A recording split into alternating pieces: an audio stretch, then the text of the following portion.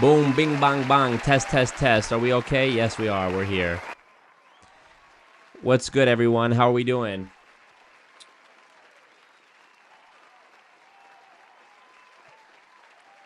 Let me get a little more situated here. Let's see. I think I need to zoom out a little bit. Like that. Okay, bear with me just a second. Pretend you're not seeing this, okay? Pretend this hasn't actually started yet. Crop that. Right. There we are. Oh, that's perfect. Oh, that's much better. Much better. All right, there we go. Yes, it is my third Coke Zero of the day. Thank you so much for noticing. Thank you. How we doing, y'all? Let's pull up the chitty chat in the chat. Chocolate, what's up? Oh God, look at these people. Look at all these people. Thumbs up the ting, everybody. If you're here, click like on the stream. It is free. It is absolutely free to click like and help support the channel and get the algorithm notified that I'm live and this and that and that and this, you know? So let's turn the brightness up on that ass a little bit. There we go. It looks absolutely marvelous. What's up to all the mods, all the members in the chat? Look at you guys. I'm seeing you right here to my left. Pat isn't dodging a debate with Marco. His wife's boyfriend just won't let him. Interesting theory. Pincher says, Elon. So true. Daryl, what up? Look at all these names. You see these names, you go, wow. Legend Gaming, Cassandra, Baked Till Crisp, Zero, Guy Incognito, D-Block. I mean, look at these names. You've never seen names like this. You look at these names, you've never seen the names. This is a guy, Burger Baron. This is a guy like the stream where you will be flogged, says Joseph, so true. Burger Baron is on Building Fortunes Radio. I love that. What's up, y'all? Sorry I was late. I can imagine PBD's arguments with his wife. People pay me to listen to me, so have some respect on my MLM, right? Wagwan 146. Okay.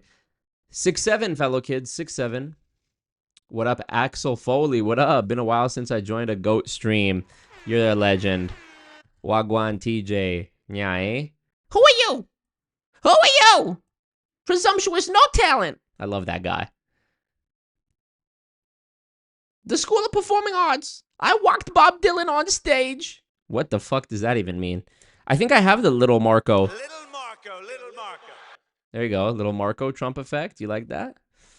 The mansion is so back. What up, Crescent Roll? Look at these names. Thumbs up the ting. I'm going to refresh the stream. And there's 65 people watching. And if 60, make it 6-7, right? But if 65 people haven't clicked like on the stream, everyone's grounded. They're grounded. Only 37 out of 70. Okay, so I see how it is. No, don't clap. I see how it is. So today, as you know, we're going to try to survive Patrick Bet-David's 2-hour DJ Vlad interview. Oh God, how do I oh fuck, I think I'm still having technical difficulties because I'm not able to change the I'm not able to change the scene properties to pull up the actual window that I want to pull up of the Patrick interview that I have right here on my other screen. So the only way I've known how to do this in the past is to actually quit OBS, but I don't want to do that, obviously. Let me see if there's a sneaky way around it that I can deal with that. Oh, shite. Oh, shite. Oh, that's just rich, isn't it? Okay, I can kind of... Okay, here. Can I finesse this? Here. I'm so smart. It's actually insane how smart I am. Okay. Google Chrome window. Which one do I want? Not that one. This. Nope. This one. Yep. This one. Let's see. Does it work if I hit play? And minority for the, you know. Oh, yeah. There we go. Oh, God. Oh God, I'm quite sorry. No, I'm sorry that I have to subject y'all to this, and I'm even more sorry for myself because you look at the dono goal from last stream, right, which is up there. I haven't updated it. PBD DJ Vlad reaction stream. You see that the dono goal was $99, and we didn't fill it, and yet here I am still doing it. Make that make sense, you know? What a good emperor. What a good emperor of the cult that he's so generous and so willing to do it, even though the dono goal wasn't filled for it, and the goons are obviously planning a mutiny to overthrow me and kill me. But that's fine. You know what? It's fine. Today's gonna be a late night for me because I'm actually going to a friend of mine's birthday after the stream, which is insane. I thought I was going to have to stream early today or not stream at all on account of me going to this 30th. I'm so fucking old. Unk status, y'all. 30 years old. My friend is turning 30 years old. And so he's having this like birthday party dinner tonight and for the big 3-0, which is fucking crazy.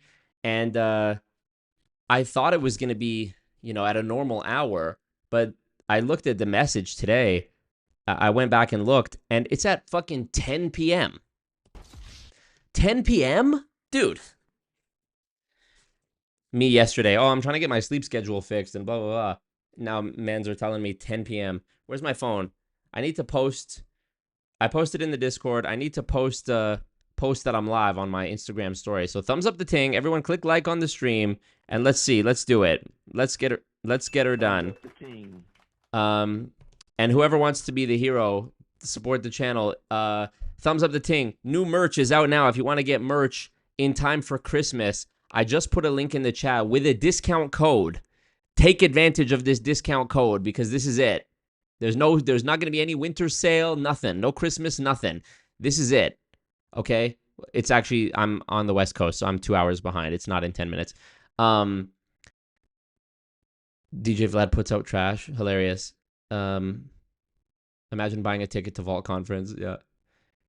I love how Arvin Haddad roasted PBD's mansion. I haven't seen that. What up, Viz Mayhem? Red Rose, White Ceiling. So true.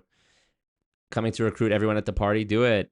Thank you, KC. Merch is there. New merch. Cult member merch. Don't make me pull it up on the screen again. Donation link if you want to support the Mish. If you want to become a channel member, that's at the bottom of the chat. There's an icon where you can buy yourself a membership, get early access to all the new content, or gift it to other people if you want to be a good cult member and show your leadership skills. And what else? Discord is free to join as well. That's there. Want to book a one-on-one call with me? Boom, that's there. Say less. I mean, we got it. We got it. I hate being a fucking salesman, but I realized that I only ever sell merch when I do promote it. And so yesterday got 2 orders. So what can I say? I'm rich. What can I say? We made it. Okay, I'm just going to start this interview and grab my phone. I'll be right back. Let's go. Let's do it. And yes, it is my 3rd Coke Zero of the day. I'm going to need probably 12 more to get through this. Let's go.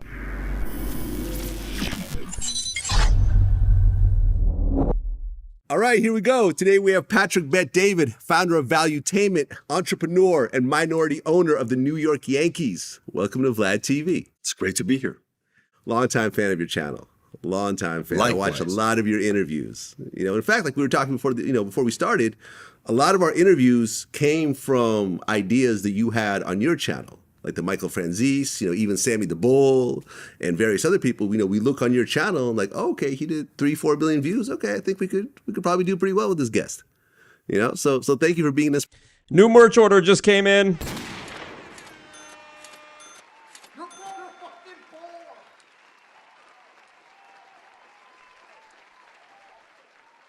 Who's it from? Oh boy, I wonder. Let's put this. Who is it? Oh, I know who it is. I just saw the email pop up. I don't know if they want me to say their name, but if it was you, feel free to say in the chat that it was you. And thank you. Thank you. I appreciate the support. And let me see. What did they get? I'm not going to say your name unless you want, but let me see. What did they get? They got, I think it's a t-shirt based on the price.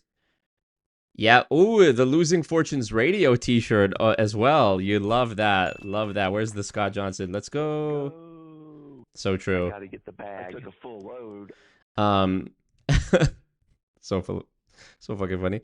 Okay, output. I'm gonna go to this test. I should be able to see it. Inspiration of Vlad. There we go. I can hear it. And then if I go into the MIDI audio setup and I click this, perfect. I can hear the feedback in my headphones. All right, let's go. TV. Anytime. Thank you. I've watched a lot of your interview. You're a very good interview. When I want to know anything with hip hop, I go through you. Thank you. Yeah. Appreciate it. First time here. I want to start in the very beginning. So you were born in Iran. Yes. Okay. And Iran, the Iranian Revolution happened 78, 79?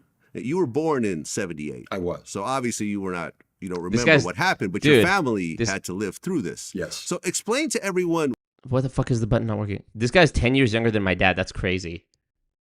what the Iran Revolution was exactly. So in Yeah, if you go on Patrick's Instagram, his bio says owner, New York Yankees, but he's like a minority shareholder in the Yankees. So technically he's an owner, but the way he puts it in his bio, it makes it look like he's the owner, you know? 1977, December 31st, Jimmy Carter, who just Jesus Christ already. So in 1977, December 31st, Jimmy Carter, who Yeah. Stop the video at any time and Patrick's pulling a ridiculous face. That's number one. So true. You guys know the other guy on TikTok. His name's Reborn. Reborn Vids on TikTok. He's another dude who does a really good Patrick Bet-David, and he's gone viral for his Netanyahu impression. This guy Reborn was live streaming on TikTok yesterday, and I jumped in the live stream with him. I don't know if any of you caught it. It was late last night, and we did like a back and forth where we were like dueling PBDs. So we were both doing our PBD impression. We both had the pen in our hand. We were like, okay, so let me ask you about this. And man, I messaged him. I really want to put something together where me and him, because people have been asking me to do another episode where I'm playing Patrick, and I want to do it in like a good way. You know, I don't want to just do the same thing. So I was like, I need somebody to come on there and play like Adam or Vinny or something like that. But I thought it would be cool to have him join as like either another Patrick Bet-David or as Netanyahu. I think that would be a really cool one. I think that would be hilarious. So hopefully we can make that happen. I sent him a message about it. Let's see if we can make it happen. Also, if you don't follow me on Instagram, number one, shame on you. And number two, you're missing out. Because yesterday I woke up to see that Andrew Schulz, yes, the Andrew Schulz, the most famous comedian in the world, pretty much.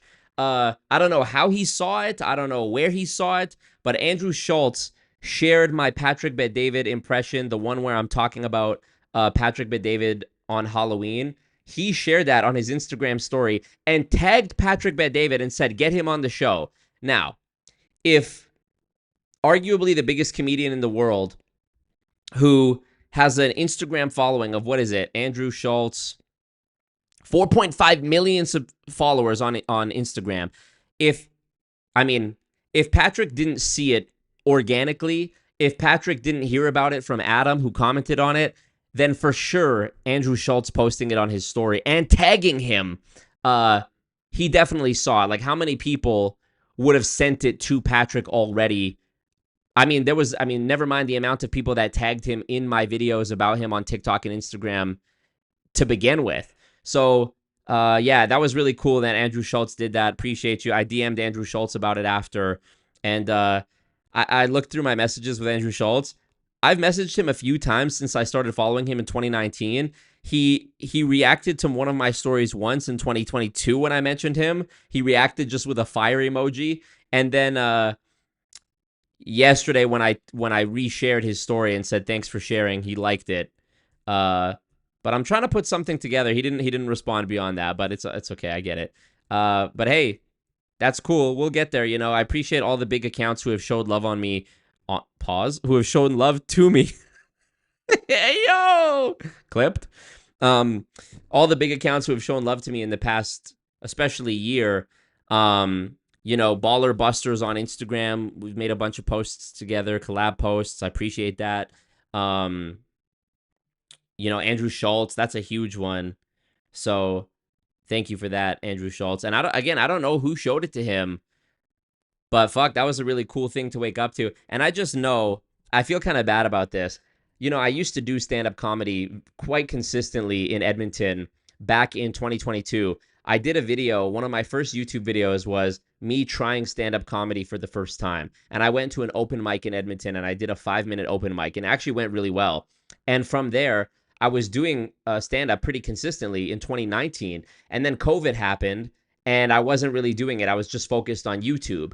And then after COVID lockdown stopped, this is like I guess 2022, I started doing stand-up again, and I was going like literally every night, almost every night to at least one show. But the way it's set up is like there's an open mic here, an open mic here, an open mic here. So maybe you're only booked for one of the shows, or you're booked for none of them, but you're just like hopscotching from one to another, trying to put your name in the hat to get on. And I would always bring my camera and record clips. And I will give myself props.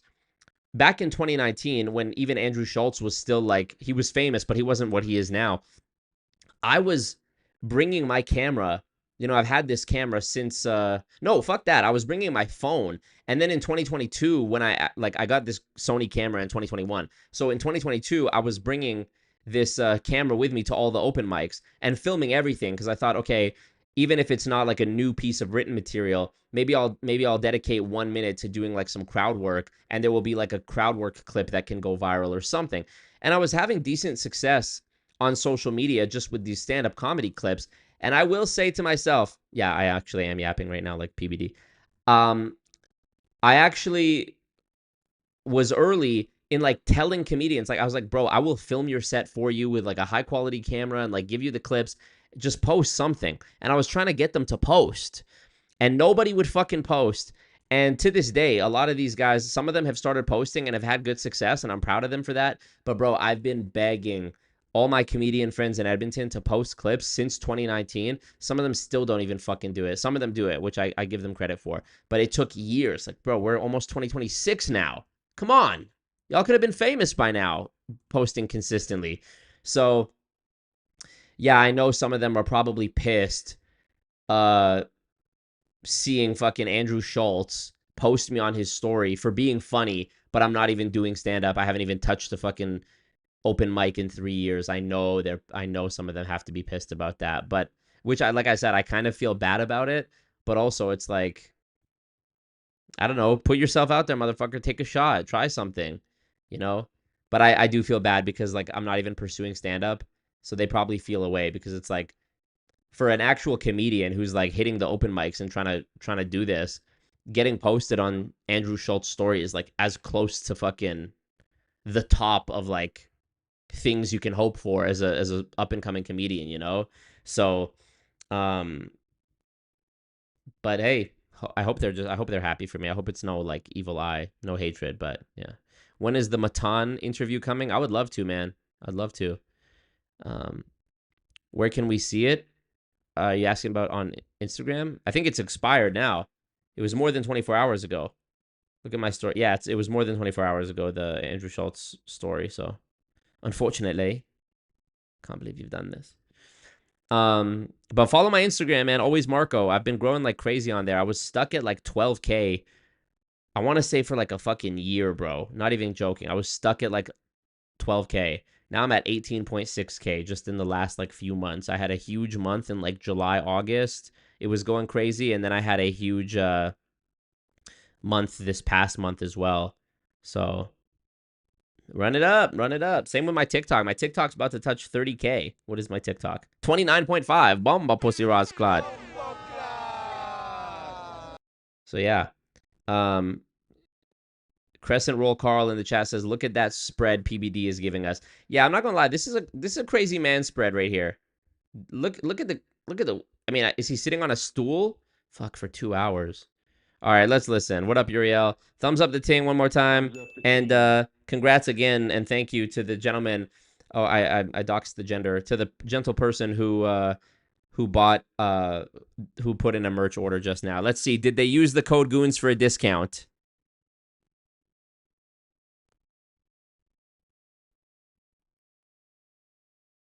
It doesn't even look like they did.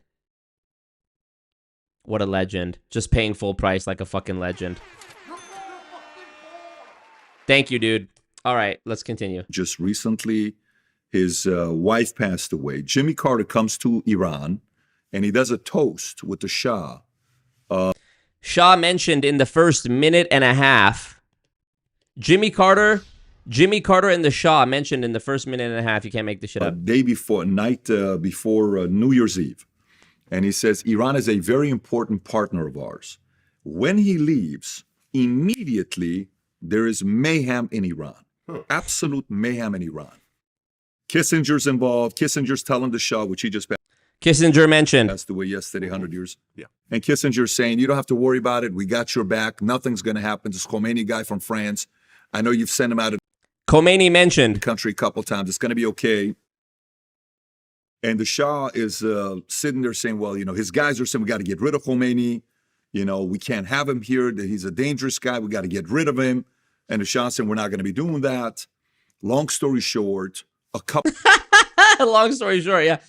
Likely story. events take place. One, Khomeini's son. Listen to the on Khomeini. A couple events take place. One, Khomeini's son dies. That was like a Hebrew level of.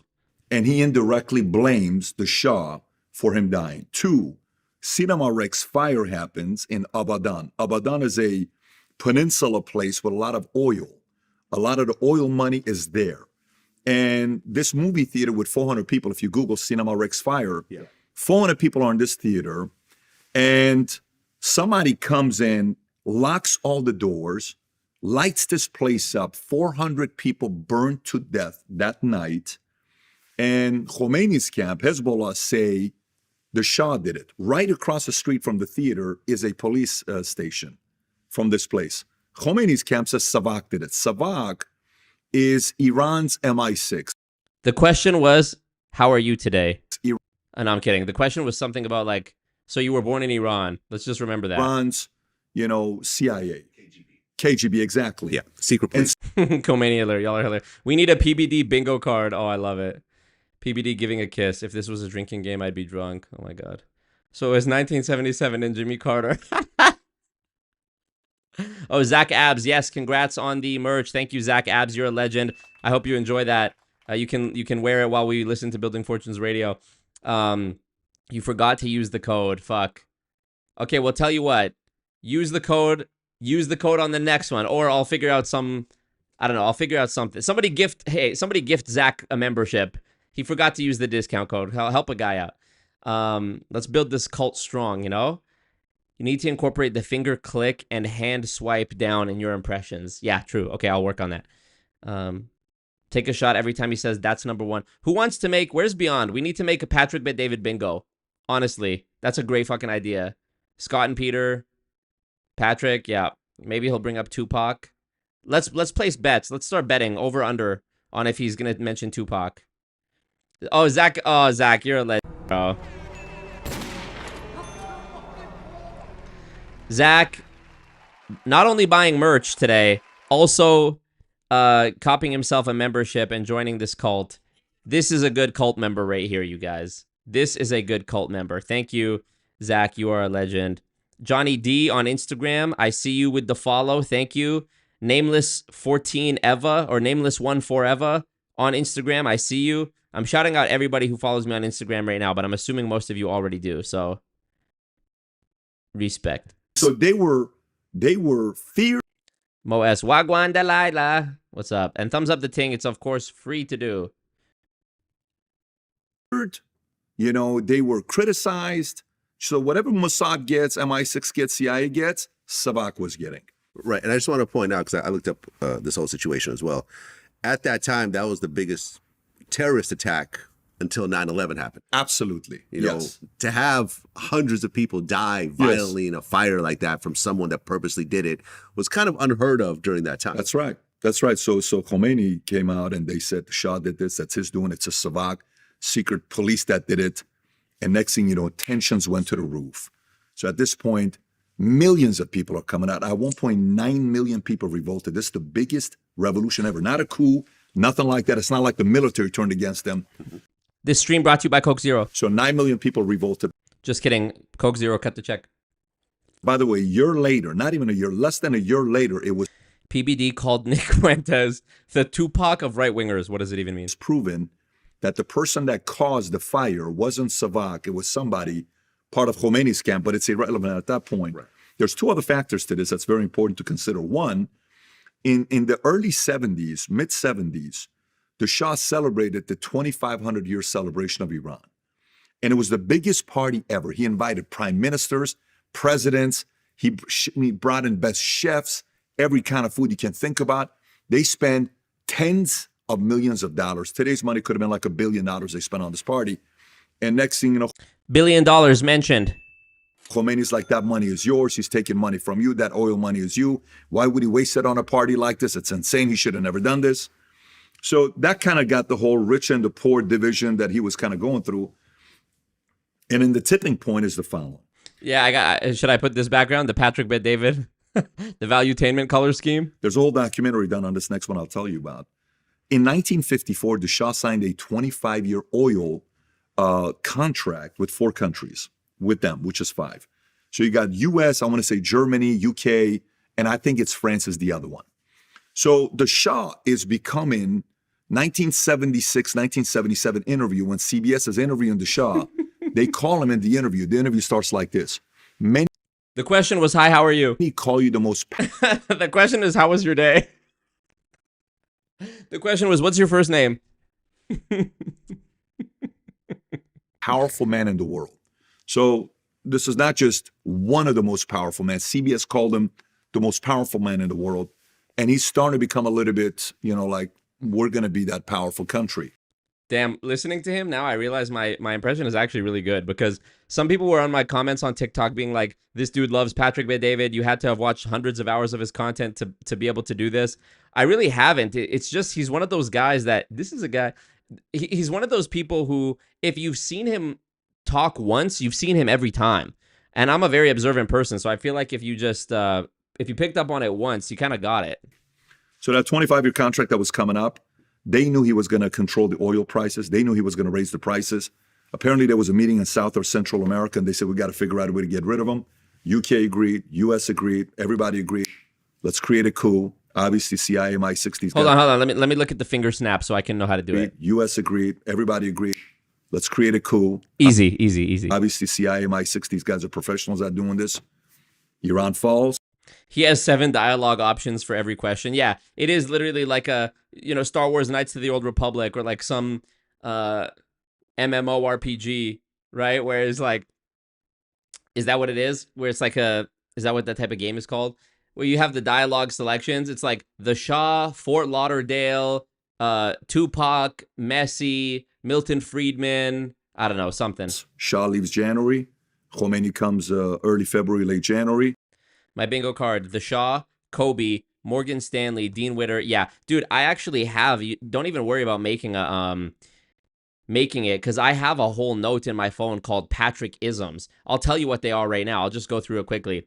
Okay, by the way, number 1, Ramble's different numbers. The Shah, Armenian/Assyrian. When I was in the military, I'm a numbers guy working at Bally's. Morgan Stanley the day before 9/11, or Morgan Stanley Dean Witter. This is a guy, or this is a guy who, let's take that, no problem. Donald Trump, Elon Bezos, LGBT. We have an insurance company. Let me ask you a question, / I'm going to answer your question.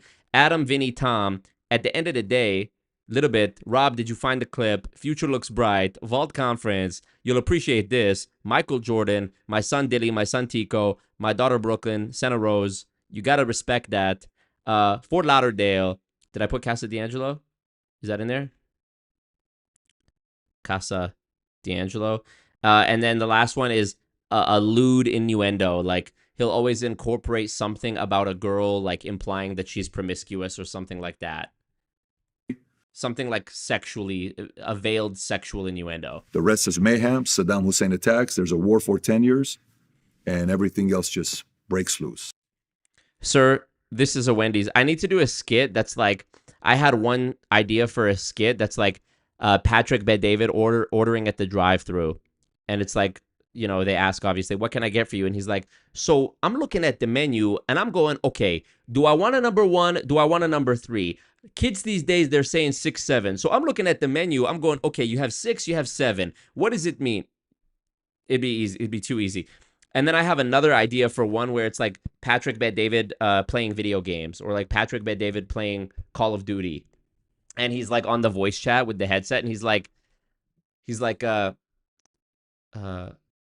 all right, I'm chasing him down. He's one shot. This is a guy, he killed me, but this is a guy who's one shot. So you look at where he's running to, and I'm asking you guys, him, Adam, Tom, Vinny, somebody get my back, shoot him.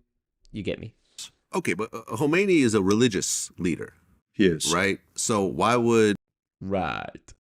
Dude, I'm downloading his mannerisms and his facial expressions and his euphemisms from this stream as we're watching. So don't worry. You're going to see my brain processing it in real time. the U.S. create a coup for a religious Islamic leader to become head of a country? Because that's not usually a good combination with the U.S. By the way, DJ Vlad is Jewish, so I'm curious to see how his like worldview filters into this. Historically. You know how there's a business model for wars, and there's a business model when the Middle East is in chaos.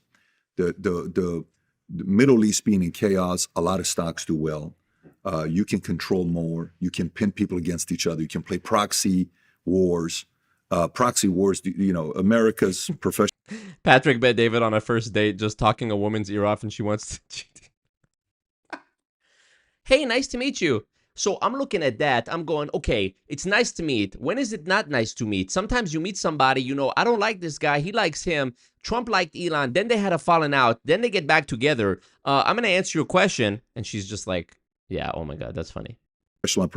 In 5 minutes, he's going to say that's number one. Proxy wars, depending on who's leading it at the top. Jordan Woods with the deep questions. Do you prefer Coke Zero or Diet Coke? That's like, I don't know why this reminds me of, who's the guy on TikTok, Hub's Life. People were asking him simple questions like that, and he's like, guys, you're going to need to donate a galaxy for me to answer that. It's like, dude, it's not that deep. Just answer the fucking question. Like, the question is, do you like Coke Zero or Diet Coke? Me personally, so you say Coke Zero, he says Diet Coke. Okay, let's take that. I like Coke Zero personally. I like vanilla Coke Zero. I don't know if y'all ever had this. When I was in Thailand, they had this fucking vanilla Coke Zero. Absolutely bussing. Coke Zero Thailand. Y'all saw me drinking this on stream. I was trying to hide the logo, but now you know where it was from. Look at that. This right here.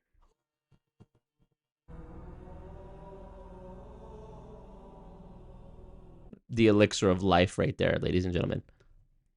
UK's professional in that. Russia's professional in that today. A lot of people are professionals in that. And they were able to succeed. Here's a crazy thing. When Iran was under Shah's regime for 37 years, the economy grew 423 times. Wow. They went from having a 1% literary rate to 50+% within like a decade or two. He took a bunch of money, put it back into the military. They became the 5th most powerful military in the Middle East. In the world.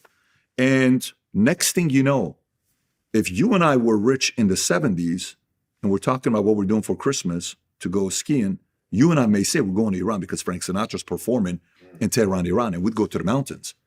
People were going to Iran for vacation. There wasn't the chaos that we have today. Stop everything. New Shopify notification. Who is it? Who is it? It's Brittany, bitch. Oh, Sam here. What a fucking legend. Sam here. Sam here. Thank you, bro. With the cult member hoodie in the forest green. By the way, I actually I ordered some samples of the new merch a few days ago. And I'm in Canada, so I don't know how it's going to be for you guys. But I ordered the merch. And it was a hoodie, a mug, and the phone case, the anti-pyramid mug and phone case. This was like maybe 2 days ago I ordered it. I got the email today that it's arrived. So I don't have it with me. I still have to go pick it up from my like PO box. But that was fucking fast. And some of the stuff came from the US and was shipped to Canada. So if you're in the US, I'm hoping that it's even faster. But I got it within literally a couple of days. So that's amazing. Thank you, Sam, and congrats. He's going to be nice and cozy for the winter. I love that. I'm so excited to see the embroidery on it. All right, let's go. The best way to put it, Dubai like it is today. Right. Muslims and Jews talking about Christmas plans. But Pat's not Muslim. I'm not Muslim. Except water, Caspian Sea, mountains, more things that is not fake. Dubai is a lot of fake because they're using the money. Yeah. Iran is actual history, places you can go to. It's not fabric, like history, museum. I first came to the States, I go to a museum. This place has been here for 120 years. I'm like, Patrick has those Kash Patel eyeballs that fucking pop out of his head like this, you know? It's something. I do not. I don't really miss the slushy Coke, the squishy squashy slushy.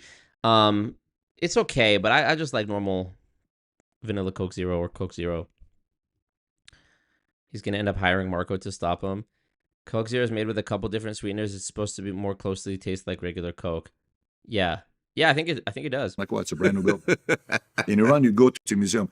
This place has been here for 120 years. I'm like, well, it's a brand new building.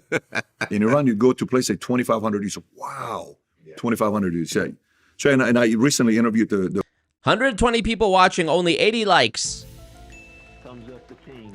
And it's free to click like. So are some of y'all hate watching me? Is Adam, Tom, Vinny, Patrick, and the rest of the valuetainment team hate watching this? Crown Prince of Iran, and we had a conversation with him about this, which this you.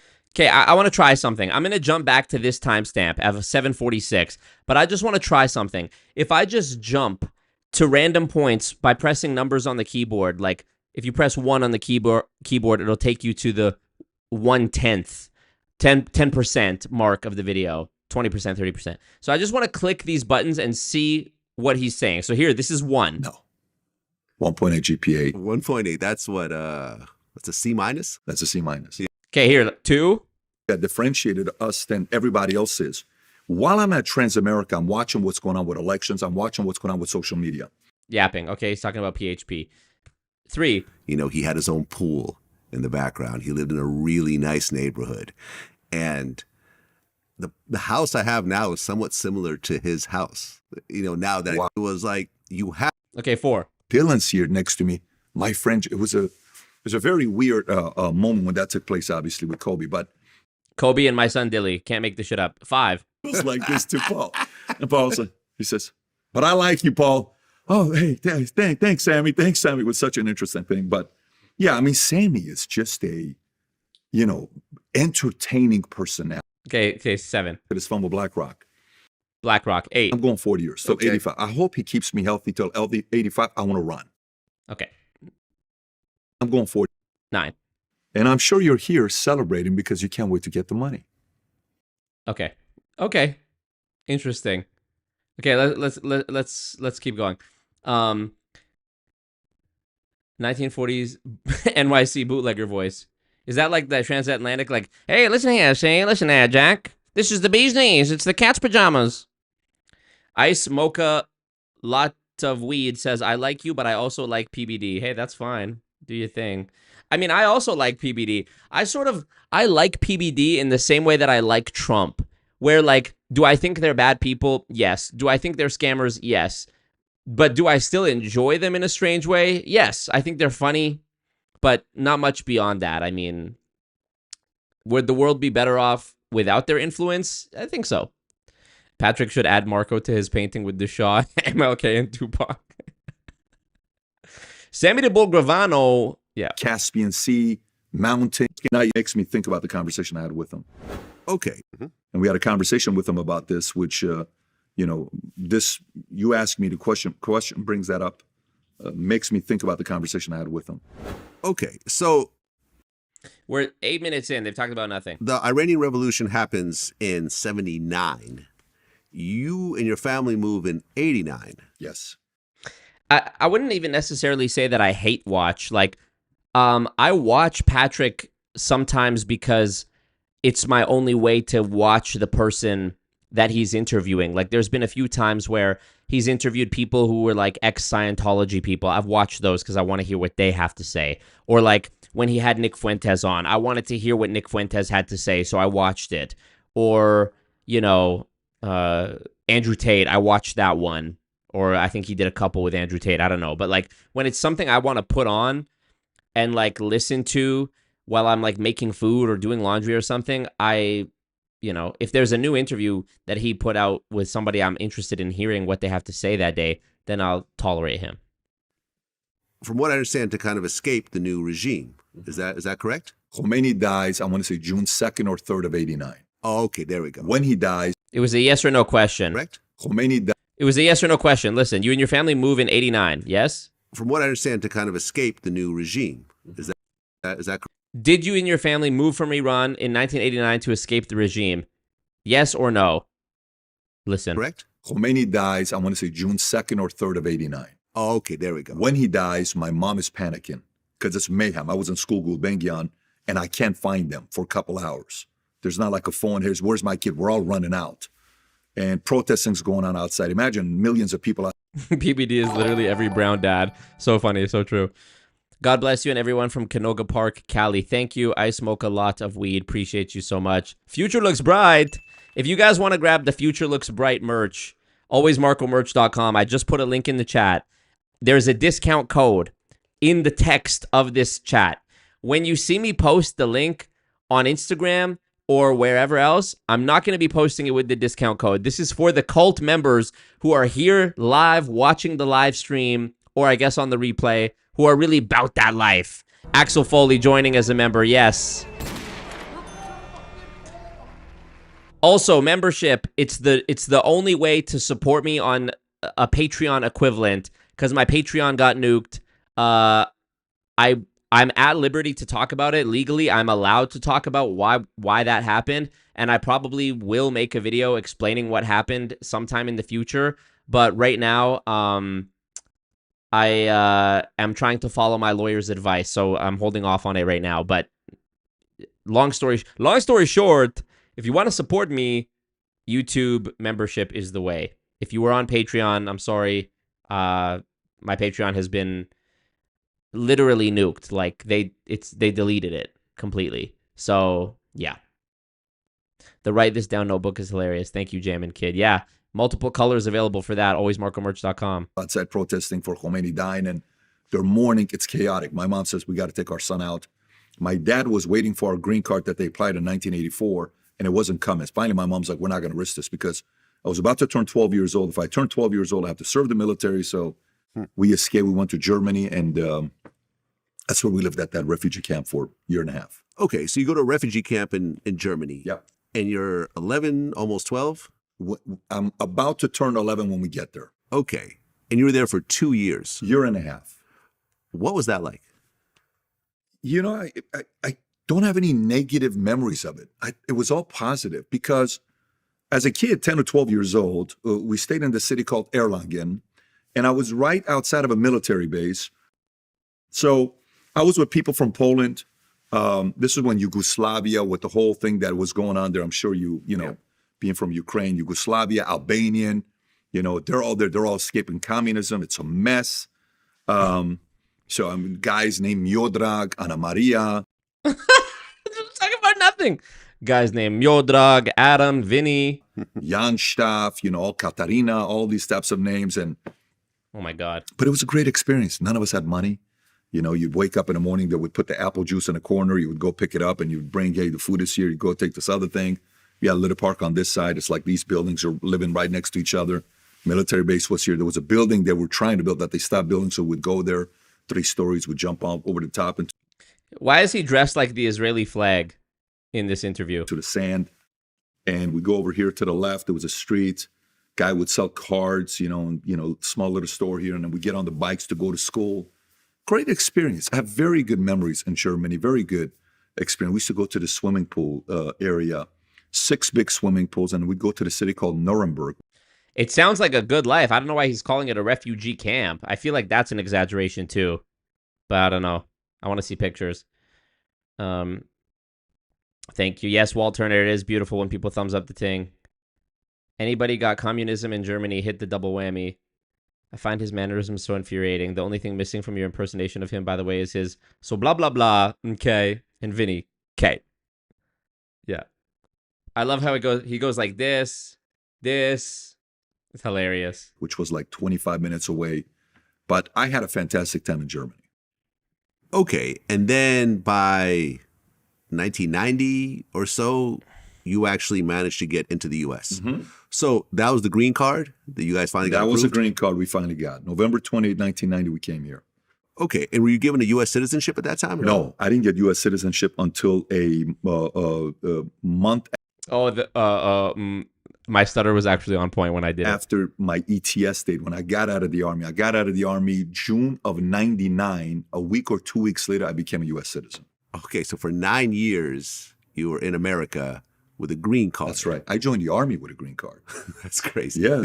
Here comes the segue into talking about the army. By the way, I can't, dude. This impression has ruined my life because I can't even say things like "no problem," "number one," "by the way." I can't even say these things anymore without it becoming like a thing.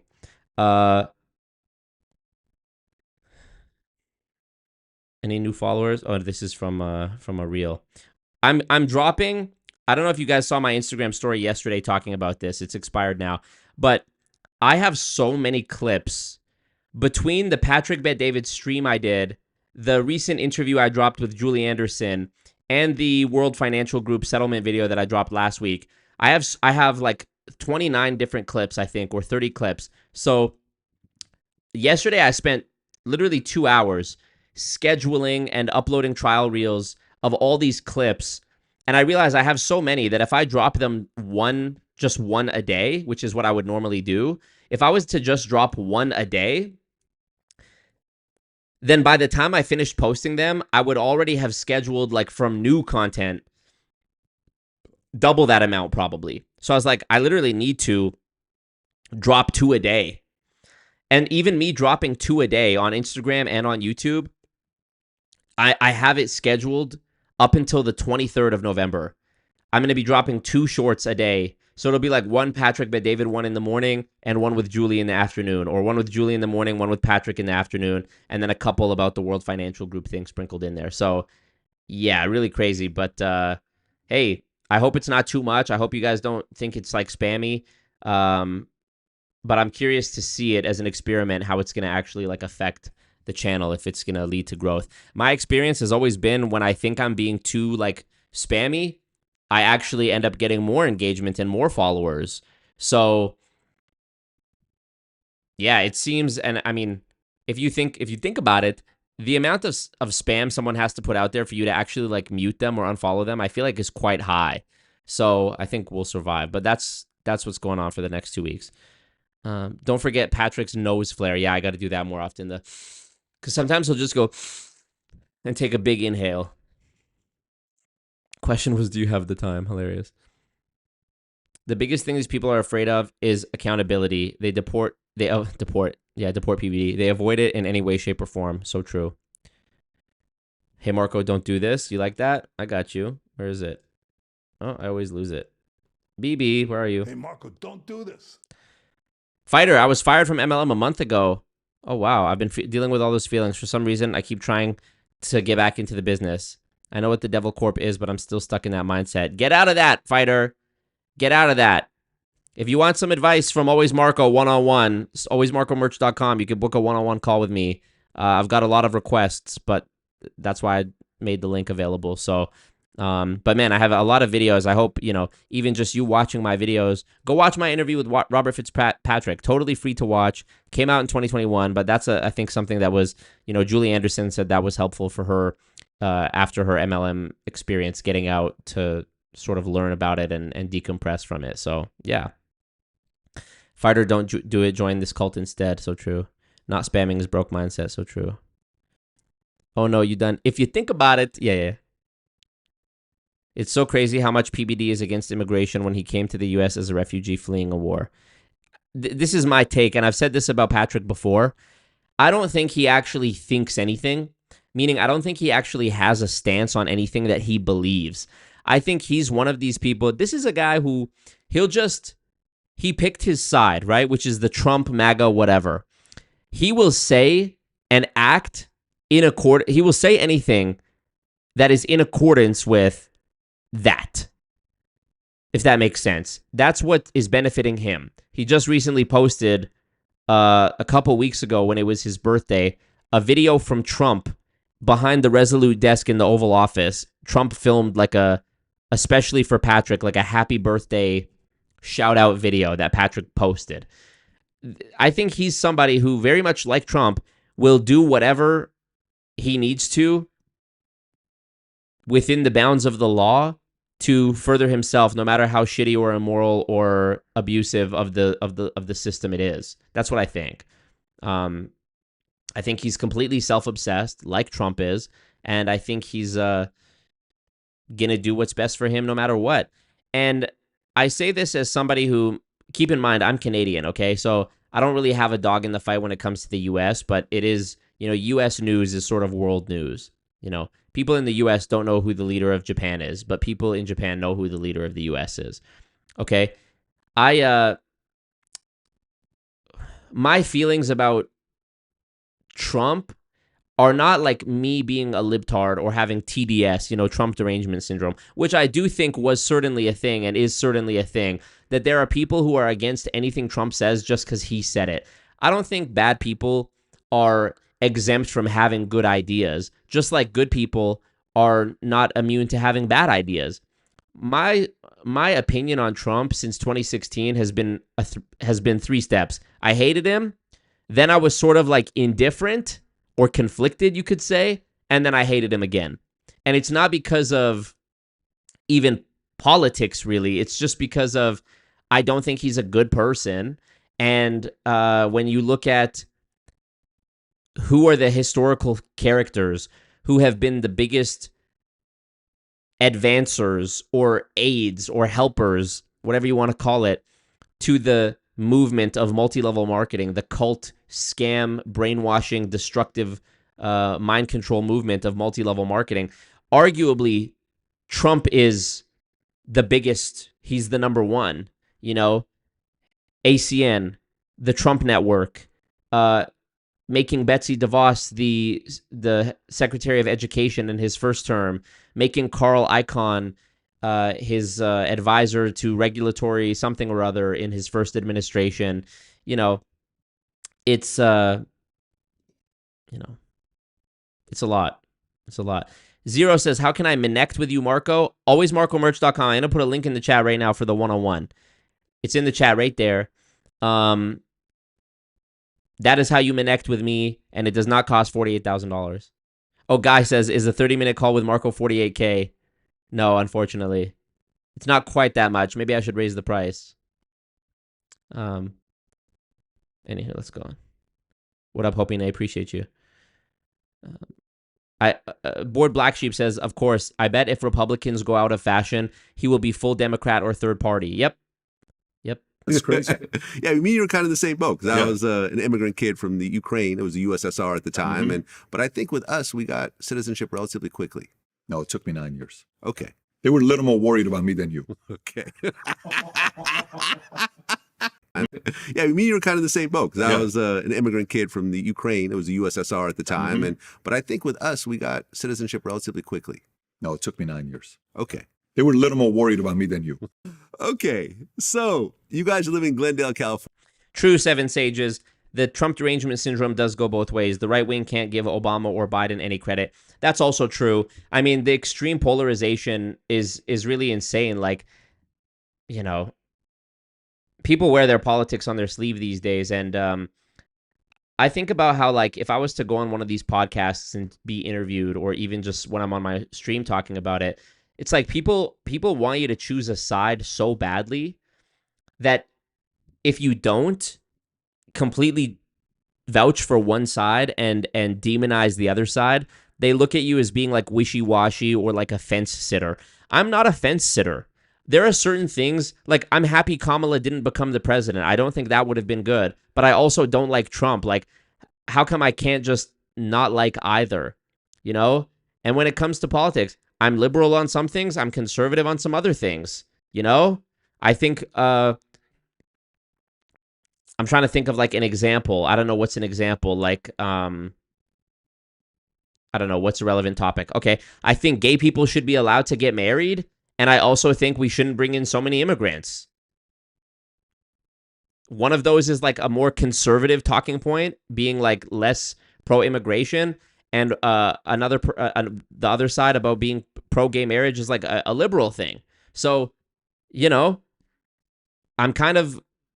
take it on a case-by-case basis, on issue-by-issue basis, And anyways, when it comes to like people looking at you as like a fence sitter, I'm not a fence sitter, dude. I'm kind of dejected. I'm kind of disillusioned with the entire idea of the binary system, the two-party system. I feel like nobody has really represented what I think good, and I think common sense is missing from both sides, you know? When Charlie Kirk, and by the way, I did not like Charlie Kirk. I didn't like Charlie Kirk. I thought he was snide and disingenuous and sort of like smug, you know? I thought he had this face of like a, you know, he had the face of somebody who is like a, you know, like a smug rich kid sort of thing, you know? And I never liked him. But when he was killed, I think that's obviously an awful thing. But the people who were celebrating when he got shot is not nice, and the people who celebrated when Trump got shot is not nice. But likewise, you know, when Charlie Kirk got shot and people were happy about it, the right was like, look, the left is evil, the Democrats are evil. But if something bad happens to the Democrats, the right is no more like forgiving, I don't think. So, you know, I'm friends with everybody. You know, I know that sounds like it's like a maybe disingenuous or like a fence sitter thing. No, you know I'm very opinionated about multi-level marketing. I think it's a negative in the world. I have no problem taking a stand and standing on business for what I believe in. That's not the issue, that I'm like scared to commit to a cause. You know, I want to be on the right side of history.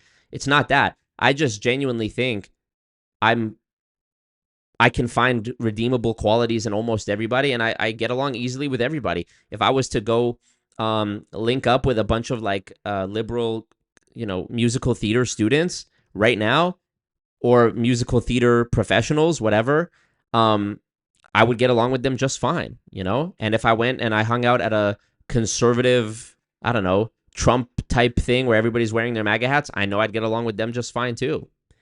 You know, that's just always how I've been. That's always what my personality was like, even going back to high school. Some days I'm having lunch with like the quiet Chinese kids in the chess club. Some days I'm going and hanging out with like the more charismatic, I guess you would say, like popular kids. I don't know. I just sort of, you know, I look at it as a strength, you know. MLM doesn't care about your politics or your race or your religion. They will scam you and destroy your life all the same. So I think it's actually important for me to be able to gel with people from all backgrounds. And I know that there are people who claim to be anti-MLM that are they're unable to separate them being anti-MLM from them being like anti-capitalist, anti-Republican, anti-Trump. And that's a mistake, in my opinion. That's like an actual logic fail, because you need to recognize, in order to be like an actual effective advocate against MLM, I think you actually need to be able to appreciate the fact that MLM will destroy anyone and everyone if we allow it to. Don't create further alienation and division, you know? If you're a conservative guy in MLM, I want you to get out and then still be a conservative guy outside of MLM. If you're a liberal person, same thing applies. So yeah. Shifter Art, thank you. What up? He says the headphones are nice. What are they? ATH M50X headphones. I've had them for like 8 years, and they've always held up great. They've always sounded great. And just recently I noticed that the actual like not the cushion itself, but the layer of like rubber or whatever that is over top of it is actually starting to peel, which I guess I can't be mad because it's been however many years, but it does make me sad to see that the like material is starting to peel off, because I'm like, I pride myself on taking such good care of all my stuff and having it for years and years without a dent on it. But I also hate having to replace stuff and buy new shit. So, but yeah, I'm rocking these until they literally fall apart. So yeah. Axel says, it's been so annoying being in the middle. Can't relate to anybody. Well, I relate to that, Axel. I relate to that. You're not going to see me wearing a BLM shirt or a trans rights shirt, but you're also not going to see me wearing a MAGA hat. You know, I think I'm just a normal guy. You know, have you seen that meme where it's like a guy and a girl in a car, and she says the speech bubble above her head says like, "Aren't you a right-wing extremist?" And he says, "Nope, just a normal guy from 10 years ago." That's how I feel. Do your thing. I don't give a fuck. Everybody do your thing. You know? Appreciate you, fighter. Thank you. Appreciate you. Rogan will criticize Trump. PBD dick rides no matter what. True. Yeah, Joe Rogan's a good example of that, actually. He was somebody who was like a Bernie bro, right? Or he liked RFK, I think, ahead of the election. And then he conceded to support Trump after RFK was out. So, yeah. Marco, anything new coming up in Edmonton? I don't know what you mean by that. Appreciate you, Christina, Jordan. Tone Divider says, I was once in an actual cult, small and rather new. I wonder if you would ever like to hear my experience and my perspective. Yeah, send me a message, or better yet, send me an email. Tell me about it. Also, let me nitpick a little bit and say that actual cult, what do you mean by that? Like religious cult? Because MLM is just as much an actual cult as Scientology or the Moonies or Heaven's Gate, in my opinion.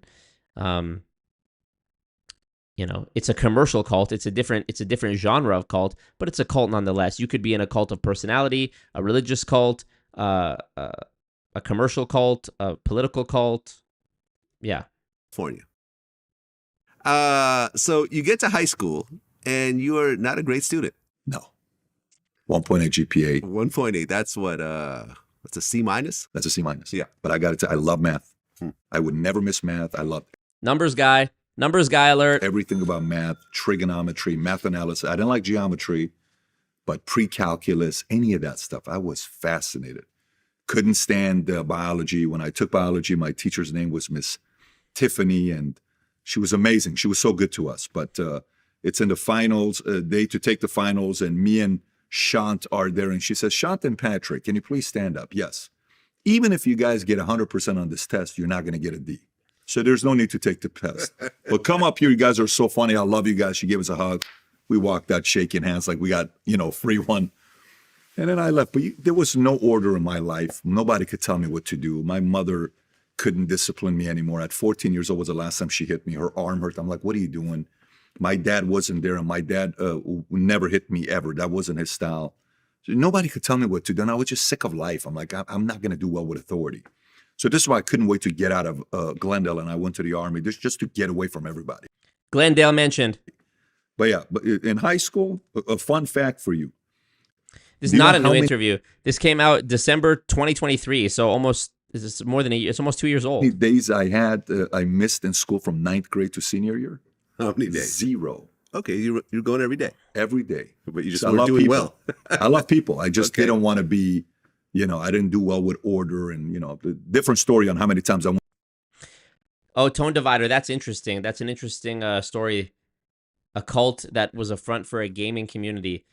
Yeah, I mean, I've never done a video about something that was like a multi-level misery that wasn't about a non-MLM cult, but I'm down. Fuck it. Why not? Try something new. If it flops, it flops. Who cares? Jerusalem Artichoke. Hilarious name. Very interesting. Tesh, what up? Unicity needs to be stopped. My family in London is trying to recruit me, and now I'm in California.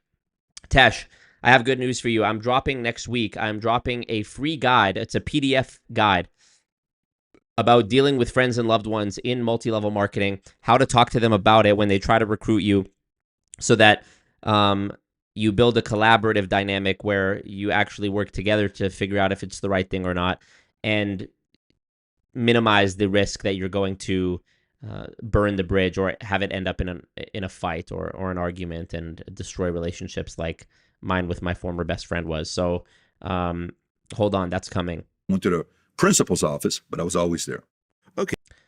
Also, Zero, hilarious. He hates authority. Pat hates authority, so he went to the Army. Yeah, make it make sense. Make it make sense. And during this time, your family, were they middle class, poor? Were they, upper middle class? No, full on poor. I mean, full on poor. My dad worked at a 99-cent store in Inglewood off of Manchester, right next to Great Western Forum. If you know that there was a Video 2020 there. He worked right there, right across the street. I think it was a KFC or I don't know what it was. But and my mom, we were on welfare. So we had lunch tickets when I'd go to school, welfare baby. I'd go pick up with my mom, we'd go pick up the welfare stuff right next to Rafi's place. It's a movie studio now. It used to be the welfare building. And my mom would say, go pick this. Thanks for the recommendation, Axel. I've never heard of that guy, but I would love to interview, my dream interviews are like Edward Snowden, Norman Finkelstein, Harry Markopolis, the guy who exposed Bernie Madoff. Yeah. I'll do one with CoffeeZilla eventually. I got to get an in-person one with Robert Fitzpatrick too. Except for your sister and I at Albertsons and Glendale. I'm like, dude, I don't want to go pick this stuff up. And then I'd have to use the welfare card or whatever it was. But yeah, no, we were not. I've never lived in a house with a swimming pool. I've never lived in a house, period. I've never lived in an apartment with a swimming pool. I don't even know what that feels like. Didn't he just say that in the fucking refugee camp in Germany there was 6 big swimming pools and he used to go swimming all the time? What are you talking about? The most expensive shoes I ever got. I'll tell you what it was. We went to Sports Mart by Glendale Galleria. Okay, you ready for this? Mm-hmm. We go there. All my friends have J's. They're all bragging about whatever shoes they got. I'm a size 10 at the time, size 9 at the time, whatever. Guy's such a fucking storyteller. He started this by being like, you know what was the most expensive shoes I ever got? And then it's a story. We're going to this store. Everyone else had this. My feet were this size. Dude, just shut the fuck up. And, it's always like, if you ever watch those not crime scene, like criminal suspect interrogation interviews where the YouTube channel is like breaking it down, like think of something like JCS Psychology, right? They always show how long it takes for the person being asked, where were you on the night of September 1st? They always show how long it takes them to answer. And they show that like the longer it takes usually is an indicator that somebody is lying and trying to mislead, because an innocent person would say, I was at home. A person lying would say, oh, well, I don't know, it was 6 o'clock and my sister had called me and she told me she needed me to come with her to help run this thing and da-da-da-da, and it's like a whole fucking thing. That's how I feel every time Patrick talks about anything. He just constantly is yapping. That's why I always feel like he's lying. It's like you're just putting so many layers of bullshit onto this. I can't even take it seriously, let alone believe it. Whatever it is. But they had these Sean Kemp's for $29.99 for sale. But it's size 13. You ready for this? Yeah, we're ready to hear about your shoes in high school. Fucking hell.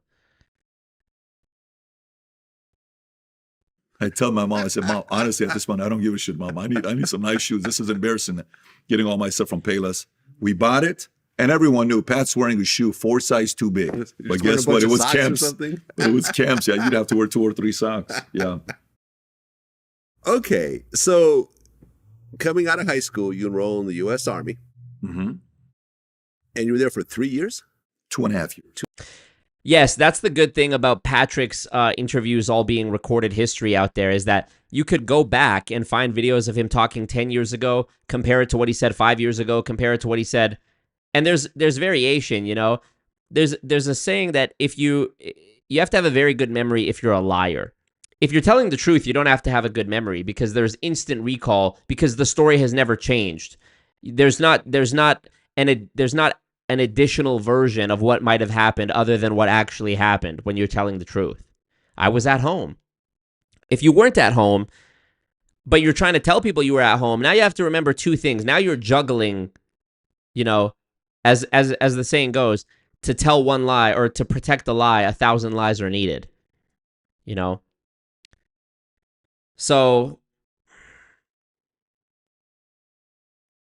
yeah, that would be interesting. I mean, I don't think I have the stomach for it, but that would be interesting for somebody to go through and look at all of Patrick's interviews and try to find any inconsistencies in the stories he tells. I mean, him saying he was raised by a single mom, even though his dad was working, maybe in his mind, he's referring to being raised as from birth until a certain age. And then after a certain age, he factors in his dad. I don't know. It's slimy, of course, but 2.5 years. Now, at one point, your mom actually goes back to Iran? Yes, she does. So it's March of 1997. My mom runs out of money in the States. And she says she's going to go back to Iran. And she says, you have 2 choices. Come with me back to Iran or stay here. But those are your choices. I said, I'm obviously not going back to Iran with you.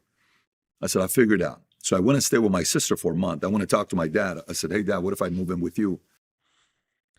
Down Low says, they weren't technically refugee camps, but the Iranian refugees were processed through initial reception centers or camps. He makes it sound so dramatic. Yeah, well, leave it to a literal MLM scammer to embellish his past, I was born on a dirt floor in Mexico, and this is just so fucking typical. And then he says, well, if you move in with me, you got to be home at this. I said, it's not going to work out. I'm going to give you another heart attack. So I go live with my sister, and I convince my sister to let me live with her for a month. I sell my Chevy S10 long bed with low-profile wheels and a beautiful system in the back. Oh my God, just every fucking detail. And for $1,700, it was the owner of the car was a normal person would say, I sold my car. I moved in with my sister, sold my car. This guy, sold my Chevy long back. It had this speakers and this tires, and it was $1,700 and former MS-13 leader. The way I know this is because my dad's like, an artist in San Bernardino was selling this beautiful truck that you got to buy it's like the ramblings of an old fucking schizophrenic guy. for $2,100. I said, I'd love to meet him. I go to him, he's tatted up everywhere, MS-13. He says, what kind of an artist is he? I said, Dad, he's from Mara Salvatrucha. You know what MS-13 is? Said, The question was, so your mom moved back to Iran, right? Now we're talking about MS-13 gang tattoos. It's amazing. It's actually amazing. this is part of a community he's from. I said, Dad, this is a very different kind of a community, Dad. And I bought it for $2,100. I sold it for $7. But the next day after I bought it, I got arrested in LA. There was a club in LA back in the days, Arena. If you know it, you probably don't brag about going to Arena. It wasn't a club you bragged about going to. I was 16 years old. I got arrested that night, and they thought I was part of MS-13. They kept me till 3 o'clock in the morning, and then they realized I'm not part of MS-13, and because the registration hadn't changed yet. Anyways. Oh my God. This guy is such a fucking storyteller, and not in a good way. So, yeah, so I'm living with my sister at the time. I stay up till 4 o'clock one night partying. This is torture, you guys. This is torture. I'm doing this for y'all. Streamlabs link in the chat. From Streamlabs link in the chat for my therapy. You know what? I'm changing the dono goal. Fuck this. Therapy. Yeah. This is insane. I can't believe you've done this. In the jacuzzi downstairs with a bunch of my friends. I come up. She's like, I'm about to get evicted. What'd you do? Landlord's upset. I said, I'm going to figure it out, Paulette. I go outside to get my car, Chevy S10, the Toyota Corolla 83 that my mother had left me when she went back to Iran. I can't find the car. Where's this car? I'm walking. I'm like, am I drunk? Did I forget where I parked it? I'm walking. And we're like, no, I can't find it. Call the police. Ripple police comes. They're looking everywhere. You sure you parked it? I'm telling you, I parked it here.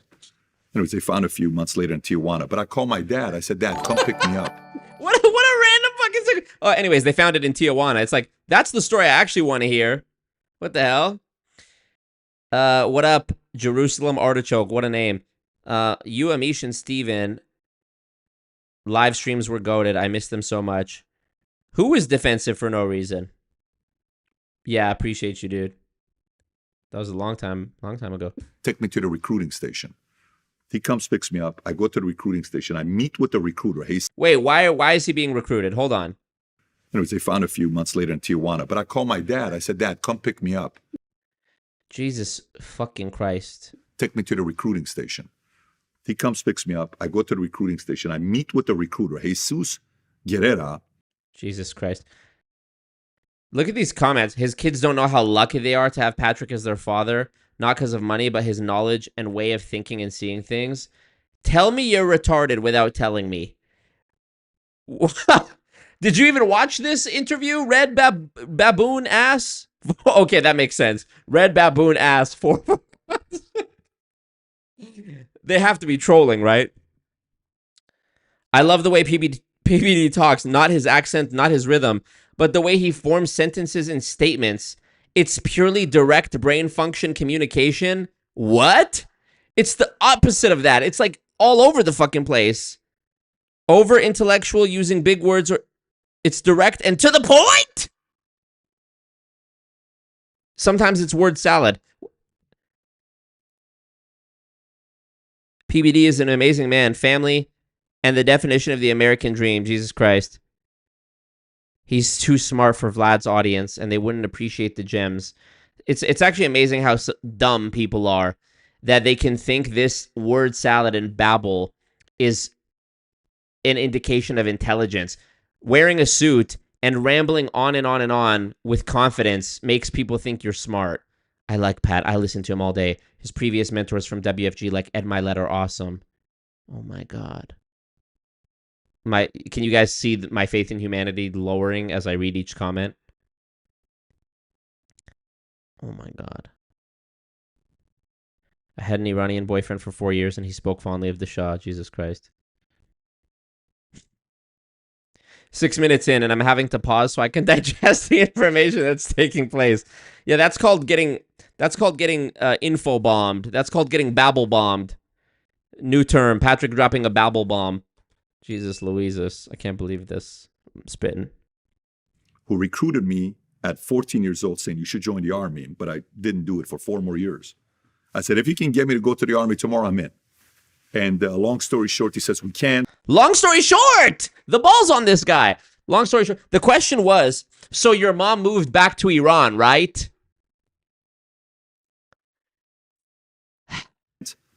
I said, I'm not joining. 2 weeks later, I'm in South Carolina, Fort Jackson. And I called my mom. I had a 30-second call. I said, Mom. She says, what's up?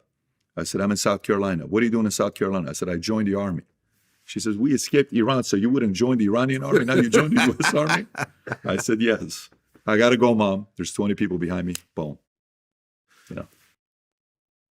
So you do the Army thing for Yep. 3 years, and then you go to Santa Monica College Yes. I'm working as a trainer at Bally's. Then I go Morgan Stanley Dean Witter. for not very long. No. 2 semesters. 2 semesters. 1.5 semester. Then you drop out. Then I drop out. So what do you do next? So I went to Santa Monica Community College because Arnold was my hero at the time. Am I in the fucking Twilight Zone? And like, am I being pranked right now? This is like AI could not generate this much yap. I swear to God. Imagine him in politics. Yeah, literally master of filibusters. Arnold. Now we're going to start talking about Arnold. And you remember the movie Pumpin' Iron when Arnold was in it. And he went to Santa Monica Community College. So I was going to go, you know, be a bodybuilder, Mr. Olympia, marry Kennedy, be a governor, be a Hollywood star. That's kind of what I was going to do. But then while I'm going there, I start working at Bally's. Ah, Bally's mentioned. And then I get opportunities to go to this biggest club, to the biggest club Hollywood had. Bally's had at Hollywood, El Centro, 43,000 square foot club, beautiful club. And they gave me this job. So I go there.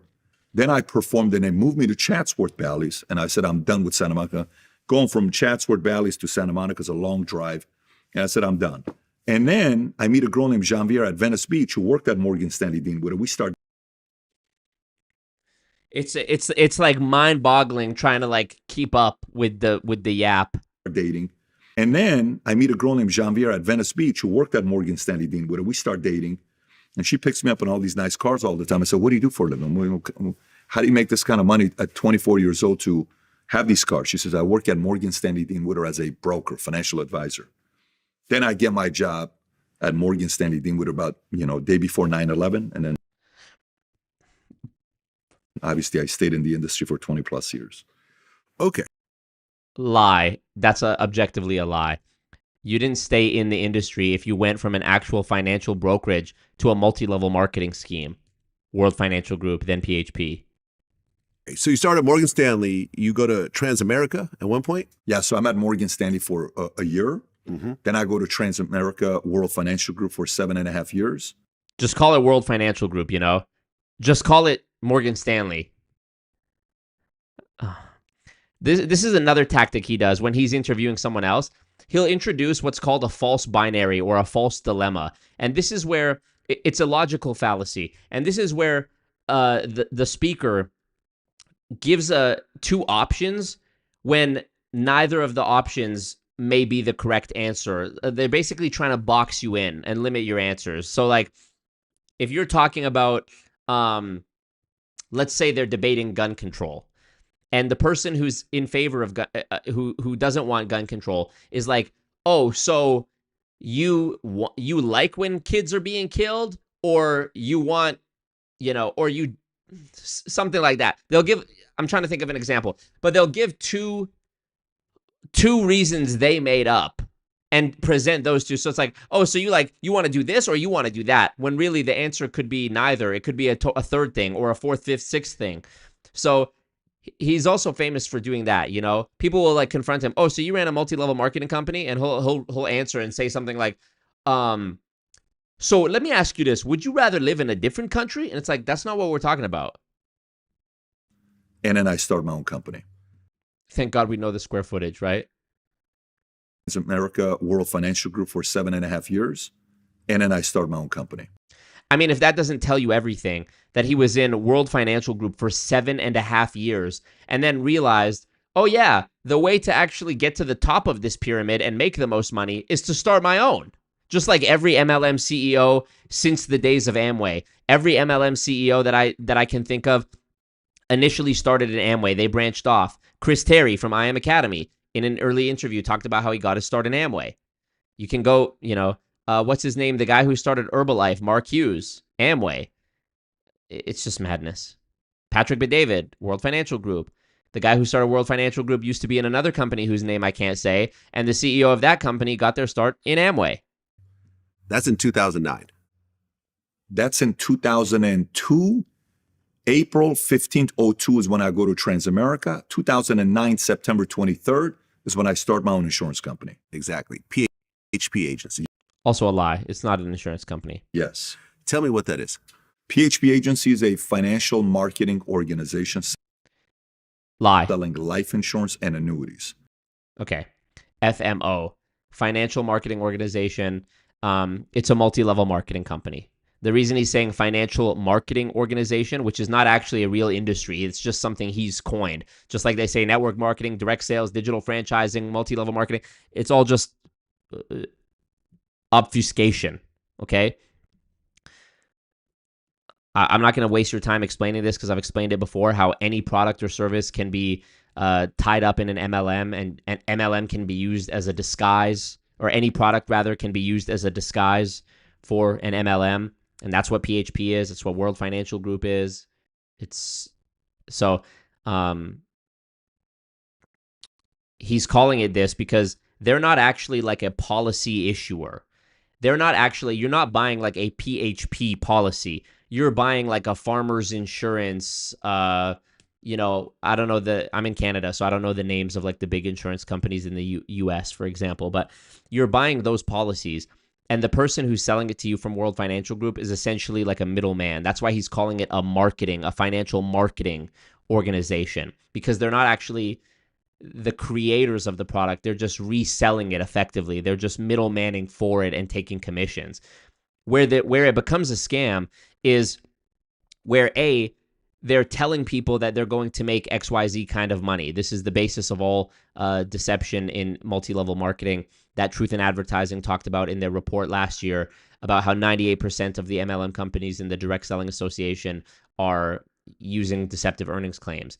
Patrick Bet-David's company, he's used deceptive earnings claims. People in his company use deceptive earnings claims. I even did a debate with a guy, Alejandro Aguilar, who's in PHP, who used deceptive earnings claims. So this is my experience. This is my opinion, okay?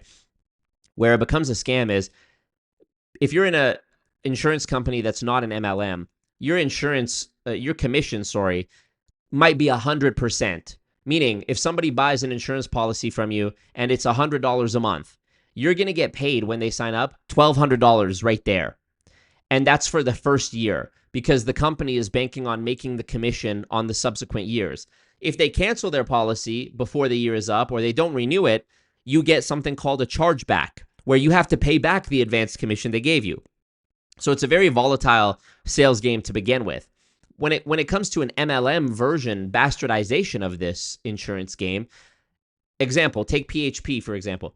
You start, and I think it's something like 25% commission.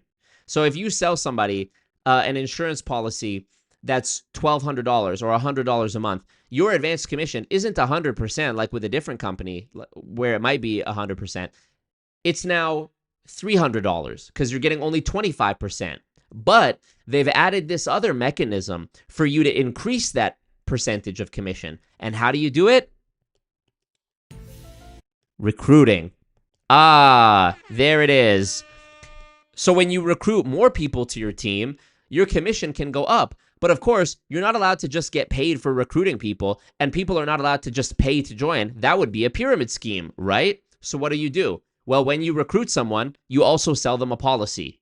Now they've joined. Now you have a direct benefit because not only have you made a sale by selling it to the new person, presumably by promising them how much money they can make deceptively, now your commission goes up. So let's say you've recruited 5 people and it goes up. This isn't necessarily the case with PHP. I'm just giving you an example of how the framework works. Now you've recruited 5 people. You've reached the first rank, marketing director or whatever the fancy name they give it. Now your commission is 50%.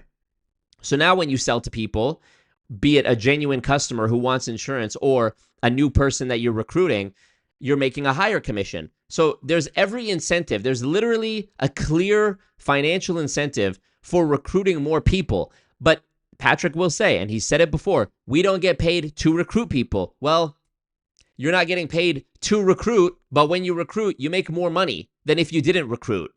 And you can imagine how hard it would be to try to make an actual living, let alone millions of dollars, just basically paying your basic bills, your rent, your phone bill. If you were to be a full-time insurance salesman, life insurance salesman, who only made a 25% commission, meaning you only put back in your pocket 25% of everything you make, if you even sold $10,000 worth of insurance every single month, you would only be taking home $2,500. And this is assuming that 0 of the customers cancel or don't renew their policy, meaning this is assuming there's a 0% chargeback rate. Let me just ask Google, what is the average chargeback rate in the life insurance industry? Let's see what they say. There is no single publicly available chargeback, blah, blah, blah. Okay. Financial services as a whole have a chargeback rate of about 0.55%. But that's financial services as a whole, so it doesn't actually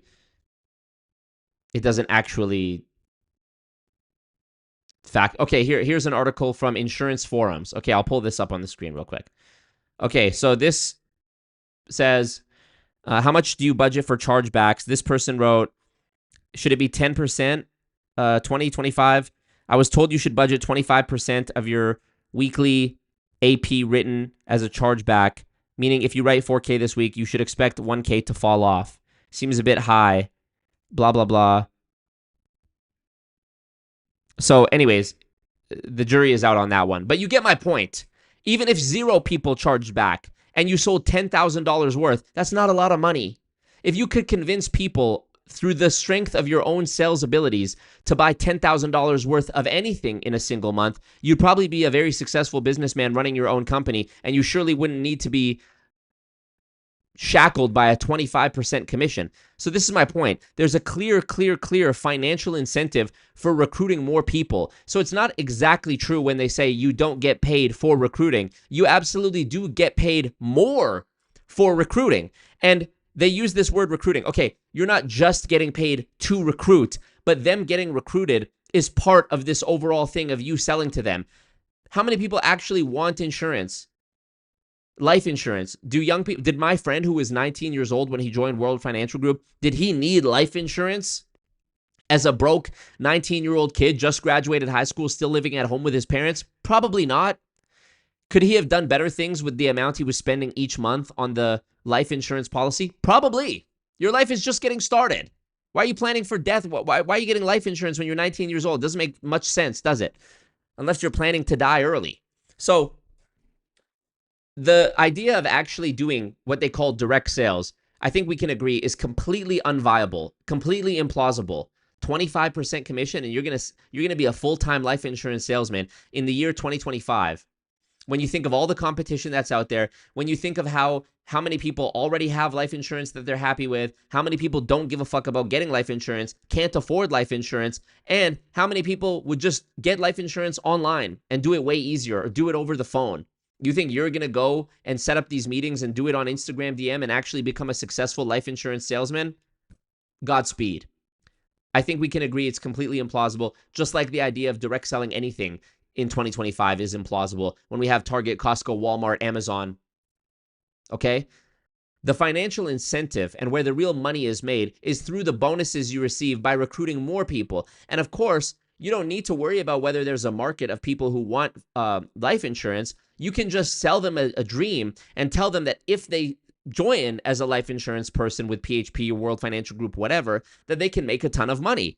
And that part of them joining the company, even though it's not on paper a mandatory requirement to buy your own life insurance policy, in every single MLM I've ever looked at, and many people will attest to this as well in my comments, in my DMs, in my emails, that even though it wasn't an actual mandatory prerequisite of joining whatever the MLM was, it was a de facto mandatory element, that they were pressured to do it, that they were told you need to become a product of the product, that they were told, oh, well, you're wearing Nike shoes, but Nike isn't paying you. Wouldn't you rather represent something that gets paid? And how can you tell other people to buy this if you're not buying it? And all these other high pressure sales tactics. So that's really the scheme. That's really how it works. That's the obfuscation. That's how they disguise it, you know? So this is, I'm direct, look at him looking down, trying to think of the next lie. This is what I mean when I say he's being deceptive, when he calls it a financial marketing organization. That's just as much babble and made up nonsense as calling it digital franchising like Rav and Bikram and the other Unicity scammers. Chicken pad thai, so true. He says so much to end up saying nothing. I'm reading your guys' comments here. They're the middleman of the middleman of the middleman. Yes. Sexiest pay plan in the business. Just buy direct. Why the extra expense for the commission? Yeah, it doesn't make any sense. I asked a PHP person, why can't I just advance through the comp plan through pure production? And I couldn't get a straight answer. This is another thing, is that you can advance through hitting certain sales quotas as well. But those sales quotas are almost impossible to reach. And it does get capped in the PHP compensation plan. If I recall correctly, there's a limit to how much you can actually make just from selling insurance. If you want to go beyond that, you have to recruit. You have to recruit.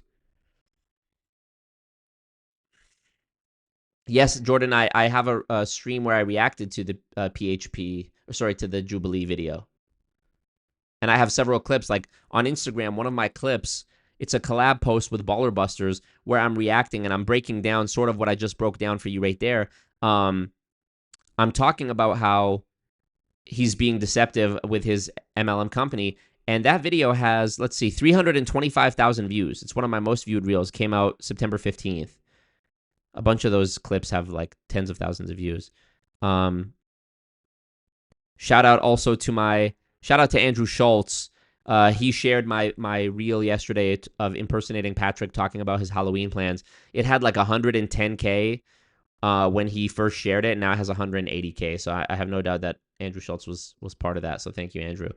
All right. We started off with 66 agents, and we grew to 45,000 agents in 200 plus states and 200 plus offices, 49 states.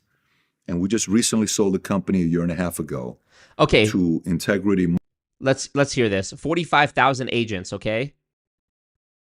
And also, when he says they sold the company, he's saying they sold the company in the same way he's saying that he's the owner of the New York Yankees. He's a minority shareholder in the New York Yankees, and he didn't completely get rid of PHP. And MLM company CEO knows that that's a almost endless, infinite cash cow that they can keep milking. And if you go to PHP Agency's website right now, PHP Agency, and you look at it, and you say about us, leadership, Patrick is still listed as the founder and CEO. Tom is still on there. So Jennifer, his wife, is still on there. Okay, so this is today in 2025. You're watching me Google this in real time. Let's just go back to that. 45,000 agents. Okay, there is 300 million people in the United States. Let's do some quick napkin math. Divided by 45,000 agents. So the maximum amount of people that any PHP agent could even hope to sell to, the maximum pool is 6,666 people. Okay. Factor in the people who are too young to even get life insurance, people who are minors. Factor in the people who already have life insurance and are not willing to switch over. Factor in the people who can't afford or are simply not interested in getting life insurance. I think it's safe to say that this pool of potential buyers is easily cut in half. Easily. Now, consider this.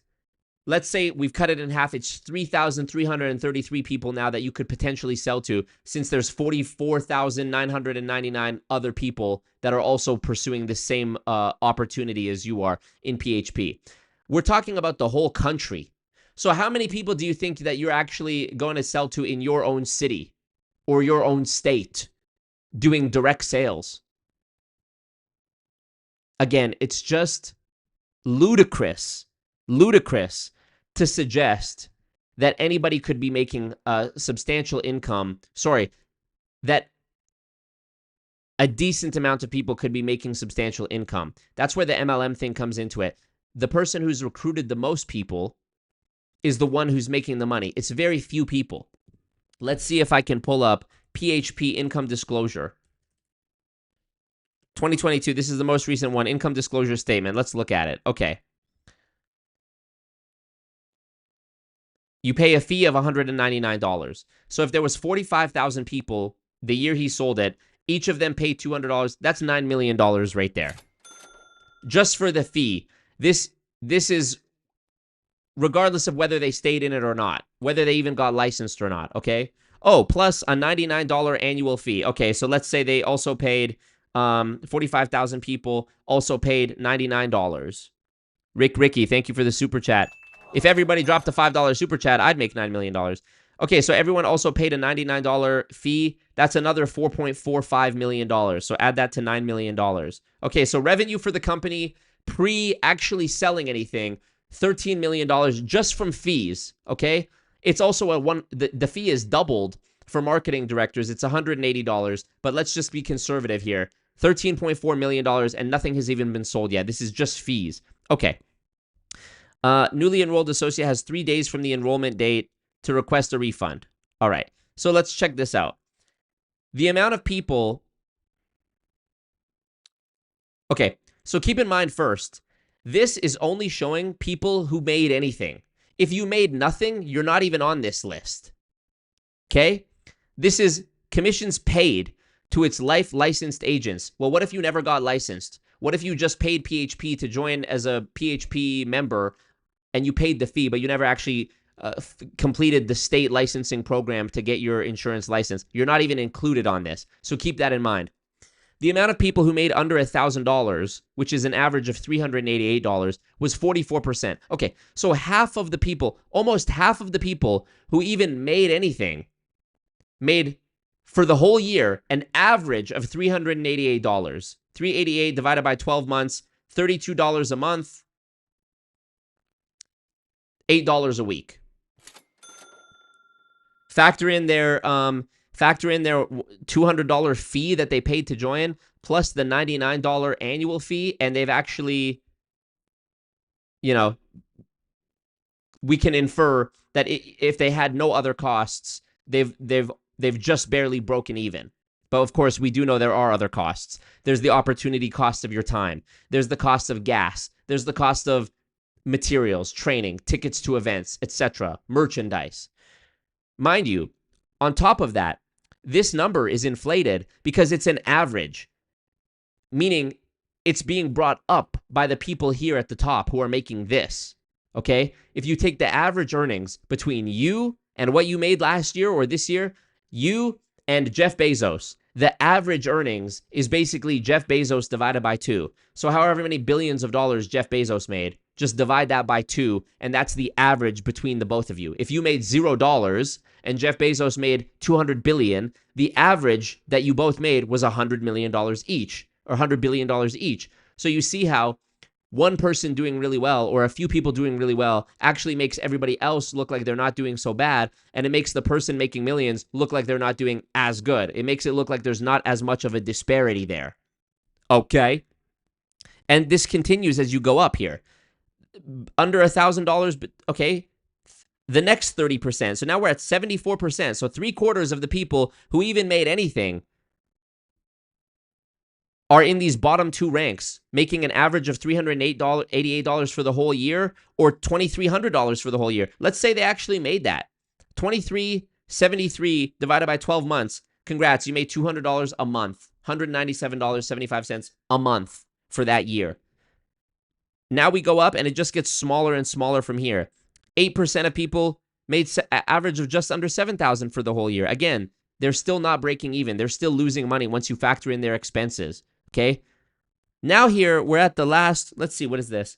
44% plus 30% plus, call it 9%. So already by the time we get to this layer right here, the $10,000 to $25,000, we're down to the last 17% of people in the company. If you add up this row, 1, 2, 3, 4, 5, add up the bottom 6 rows, and you're talking about 17%. Okay, this bottom 6 rows, this top 6 rows is just 17% of all the people who even made anything. And look, even here in this rank, 15,000 for the whole year. I don't know where you live, but $15,754 US average for the whole year is not enough money. 15,754 divided by 12 months, $1,300 a month. You're still homeless. Okay? 25, this next rank, do I even need to go on? So what's the actual livable amount of money where you're above poverty after expenses? 68K? Okay. How many people even made like on average, an even livable salary? 2%. Excess of six figures? 1%. So if there's 45,000 people times 0.01%, is that correct? 450 people. So in all of PHP, in this magical, illustrious company, which is a dream come true, big successful company, the people who made just over six figures, because mind you, this is average, so it's inflated. The people who made over 100K, we're talking 1% of people. We're talking 450 people in the whole country of 300 million, 330 million people. It gets smaller. Above 300K, you're talking 0.46%. Approximately 200 people.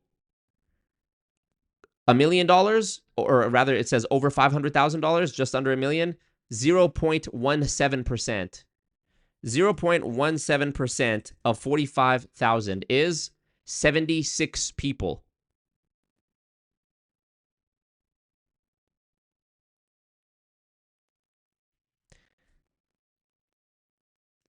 Need I go on? 45,000 agents in 200 plus states and 200 plus 200 states. offices, 49 states. And we just recently sold a company a year and a half ago to Integrity. Yep, you've also got different team downline leaders paying for leases of that office space as well. Axel says, I got life insurance off a random podcast app in 10 minutes, $20 a month. Yes. Marketing group, and the money came from Silver Lake. But yeah, it was exciting. Went from one office to a few hundred offices nationwide. Okay, so what exactly do you guys do? Can't wait for this. So so say for example, I meet him. Okay. Already lying. You already know he's lying. What do you do for work? I'm an engineer. I'm a barista. I'm a YouTuber. I'm a truck driver. If anyone ever answers a question of what do you do with, okay, so let's say I meet this guy over here. They're fucking bullshitting you. And I say, so what do you do? I'm doing XYZ. Are you happy with your job? Not really. How much money are you making? 80 grand a year. What are your dreams? Interesting how when he's asked, what do you do? He immediately starts going into this hypothetical pitch of how he's going to like fearmonger and sell somebody a dream. You're asking about what their dreams are. Are they happy with their job? Motherfucker, the question was, what do you do? I want to have a house. I want to send my kids to private school. What kind of money you need to make to do that?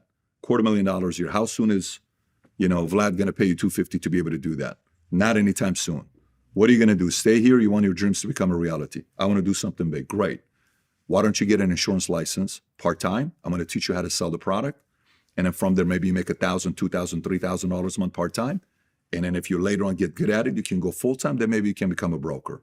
That even right there, his description of how much you would make part-time, $1,000, $2,000, $3,000 a month. Well, Patrick, sorry to tell you, buddy, we just looked at your company's income disclosure, and the amount of money that you just said that somebody's making part-time in your entire company in 2022, 74% of people were actually below that number. 70% of the people who even made anything. And this number is inflated because it's an average calculated before expenses. So realistically, it also factors in this layer as well. So we're talking about 82%, roughly 83% of all the people in your company didn't even make that. And you're telling us on this interview with DJ Vlad that has 233,000 views, that's public for the whole world to see. You're telling us, looking us straight in the eyes, you're telling us with a straight face that this is what people can expect and that this is what you do when you're asked, what exactly do you do? Your story that you go into is you tell people a lie. a deceptive misrepresentation about what they can actually expect. Oh, let's say I meet this guy. How much you making? 80K. Are you happy with your job? How much is Vlad going to pay you 250K to be able to live out your dreams? No? Okay, come get an insurance license. I'm going to teach you to sell the product. And maybe to start, you're making $1,000, $2,000, $3,000 a month. And then eventually you become a broker. In your own version, in your own retelling of events, in your own completely free, take as long as you want to explain what it is you do, you describe yourself a deceptive lie about what someone can expect if they join your company.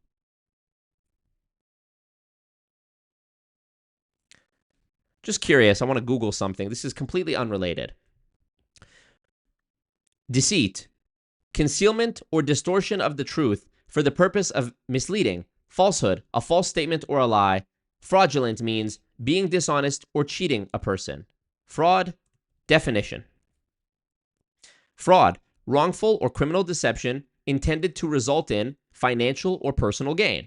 Okay, so let's say that he goes through this process of telling somebody, asking them about their dreams and this and that. We already established that for these 45,000 people who were in the company, they paid a one-time fee of $199. Additionally, an annual fee of $99. So there's a financial incentive just based on fees alone in telling people that they can fulfill their dreams, or implying that they can fulfill their dreams by joining your company. 45,000 people, presumably, based on your description, Patrick, were told this fable, and those 45,000 people paid $199 plus $99. So let's just call it $300.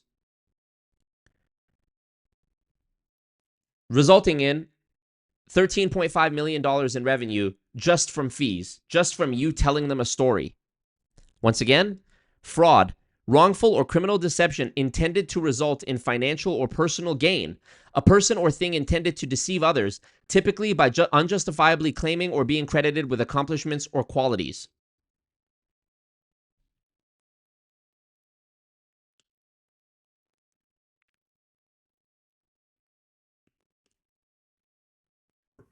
That's pretty much what we do.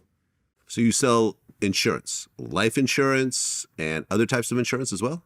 Not auto insurance. It's strictly life insurance. Strictly life insurance. Life insurance and annuities. I used to be Series 7, 66, 31, and 26, where I could sell stocks, bonds, mutual funds, commodities, futures. But in PHP, it was only insurance and annuities. Okay, and PHP stands for people helping people. Yes. Double speak. Every statement in MLM is not only a lie, it's the opposite of what they say it is. Thank you, Hardwood. Appreciate you. Appreciate you. So it's actually not people helping people. It's people hurting people, or people helping Patrick. That's why they never, Jerusalem Artichoke says that's why they never use the mean. Correct. That's why they use average and not the mean, because the average looks better. The average minimizes how much the top people are actually scalping off the bottom 99%, and it makes the bottom people on the bottom look like they're not doing so bad.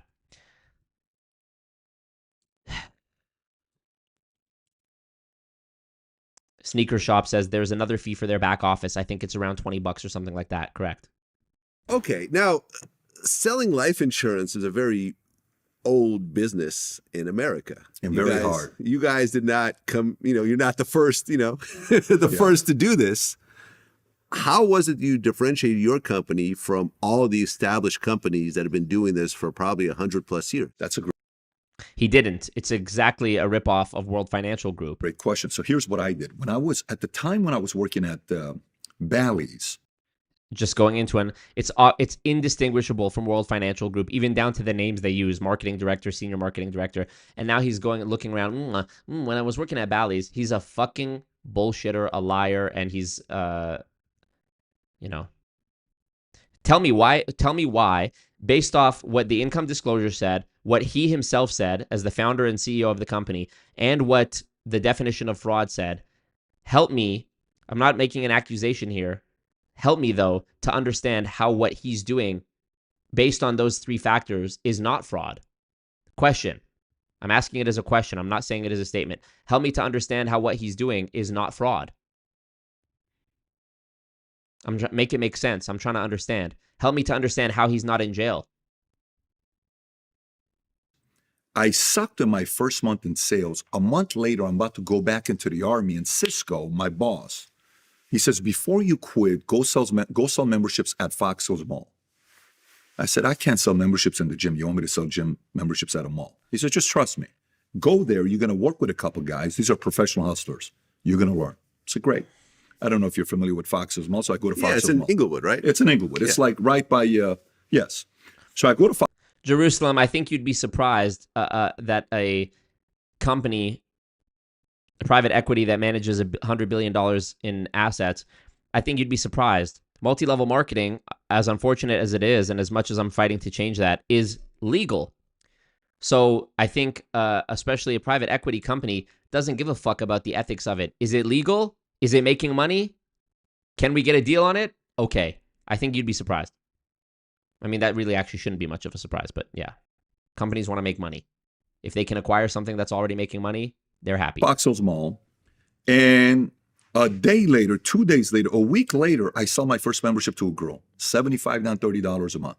I can't believe she's giving me a credit card in a mall to sign a 36-month contract. Then I sell my second, third, fourth, fifth. Then I become the rookie of the month. And so then I realize I can sell. So then the question is, am I going to sell memberships for the rest of my life? What product do I want to sell? The good news was I worked under a couple of guys that were very good in sales, so they taught me good habits. Cisco was a professional at Bally's. Dexter was charming. Ruben was systematic. Joe Reyes asked the right question. Molina was great on the phones. I'm watching everybody to kind of learn how to get better at this. And then afterwards, I'm looking at all the industries. I'm like, am I going to do real estate? Am I going to do this? Am I going to do that? And then I chose financial industry. So the part about PHP that differentiated us than everybody else is, while I'm at Transamerica, I'm watching what's going on with elections. I'm watching what's going on with social media. In 2004, if you remember, Ron Paul in his 60s raised $6 million in 24 hours on MySpace running for office. I'm like, 6 million, it was a record-breaking number. Nobody could believe an independent guy raising $6 million in 24 hours on MySpace. Then I saw Obama come in, gives his speech at the DNC, and a one-term senator becomes a two-term president. And his first campaign, he raised money from a bunch of Hispanics, $5, $10 Facebook ads. He was the first guy that understood the part of the Hispanic vote. And then everything was about woman power, women boss, girls in business, entrepreneurship. Then a data came out showing me that for every dollar that's made, 75 cents of the decisions made by women, more than 25, because they're the ones that's going out there doing most of the shopping. So you're thinking, who's pulling out the decision? So then when I saw all of that stuff, and I read a book called Blue Ocean Strategy. I don't know if you've read it. Fantastic book. In Blue Ocean Strategy, it explains how the whole concept is that most people are in a red ocean. For example, let's look at the podcast side. Who was the first person interviewing hip hoppers that got as big as you did? They got as big as me? As big as you. I don't know if I can think of anybody. You may say Charlemagne. Charlemagne, yeah, I was going to mention Charlemagne. He kind of came up around. But it's really the time. two of you guys. Yeah, and he was working under the Breakfast Club. So watch this now. Yeah. So you guys have a blue ocean. Everybody else is trying to do what you guys are doing. They're now in a red ocean. It's too late. You've dominated the marketplace. You have a big edge. Now, if you don't recreate yourself and improve, new guy can come up. But the whole concept about blue ocean strategy is don't directly compete with somebody. Find a way to differentiate yourself from other people. And the irony of him saying this is because his whole thing is a direct, blatant copy of World Financial Group. Danny the Heck, thank you. Thank you for the super chat. I appreciate you, Danny. I'm a poor YouTuber. Yeah, me too. Streamlabs link in the chat. Formula is actually very simple. Increase something others are not doing. Decrease something everybody else is doing. Eliminate what everybody else is doing and create something new that nobody else is doing. So he literally created nothing new. His company is a spinoff of another company, which is a spinoff of another company, which is a spinoff of Amway. For us, I looked at this and I said, here's what we're going to do. One, we're going to target women as insurance agents. He's literally telling you, hey, if this ever goes to court, no need to question him. We have this interview. He's literally telling you how he planned to target, he uses the word, target women as insurance agents. In my opinion, this means he intended to scam women. based on the pitch that he gave at the beginning about selling people a dream and giving them false expectations about how much they could expect to earn, contrasted against their income disclosure, which shows that actually the vast majority of people in the company fall extremely far short of that. Because at the time, out of 100 agents, only 17% were women. Insurance industry didn't recruit women. Okay. They recruited men. 83% were men. Then a report came out from LIMRA saying the average insurance agent was a 56-year-old white male. So he basically tried to throw a coat of Boss Babe paint on the World Financial Group scheme, which obviously appeals more to men. And he thought, oh, basically girls will be enticed to think, oh, I'm an insurance businesswoman. 56-year-old white male. Wait a minute. The biggest generation is boomers, but millennials are big. Why are we not targeting this? Interesting. So maybe the insurance industry was dying. Yapping. Because their agents were going lower. They went from having 500,000 agents to like 200,000 agents. People were leaving the industry. So I said, perfect. Here's what I'm going to do. I'm going to bring young girls and I'm going to target minority Americans. And then we'll compete in a marketplace from an angle where if I go to a house, if I'm selling you and your wife may not like me. She's done. She's not going to buy. You and I may hit it off, but she may be like, babe, I don't trust this guy. When she walks over to the bathroom, I need to text you, go over there. But if a girl comes to your house to sell, she's going to be like, oh, I understand her because she's a wife like, she's a mom like me.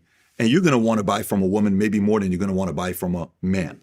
So we went that angle. And then the average agent today is a 34-year-old Hispanic female in the company. 51% of our company are women. 54% are Hispanic. We're the largest percentage of that in a marketplace. He's bragging about this. But remember, when you actually translate this, just like everything in MLM, always remember, boys and girls, not only is it a lie, it's the opposite of what they say it is. So when he's saying, I targeted women, implying that it's to help them, what he actually means is, I'm targeting women to harm them, to scam them. And that was our advantage. That was our edge. Obviously, social media helped because at the time, nobody wanted to touch social media. So that was the advantage we saw as a differentiator. And then by the time we had already taken off, everybody tried to copy us. It was already too late. Everyone tried to copy us. You're fucking copying.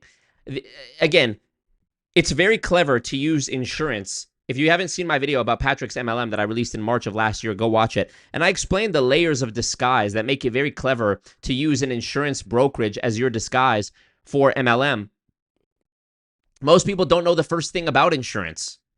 So if you're already going in blind and you don't have any frame of reference for how insurance normally works, you might not think it's strange that they're only offering you a 25% commission to start, unless you recruit more people. You might not know better when they tell you, oh, every company does this, which is not true.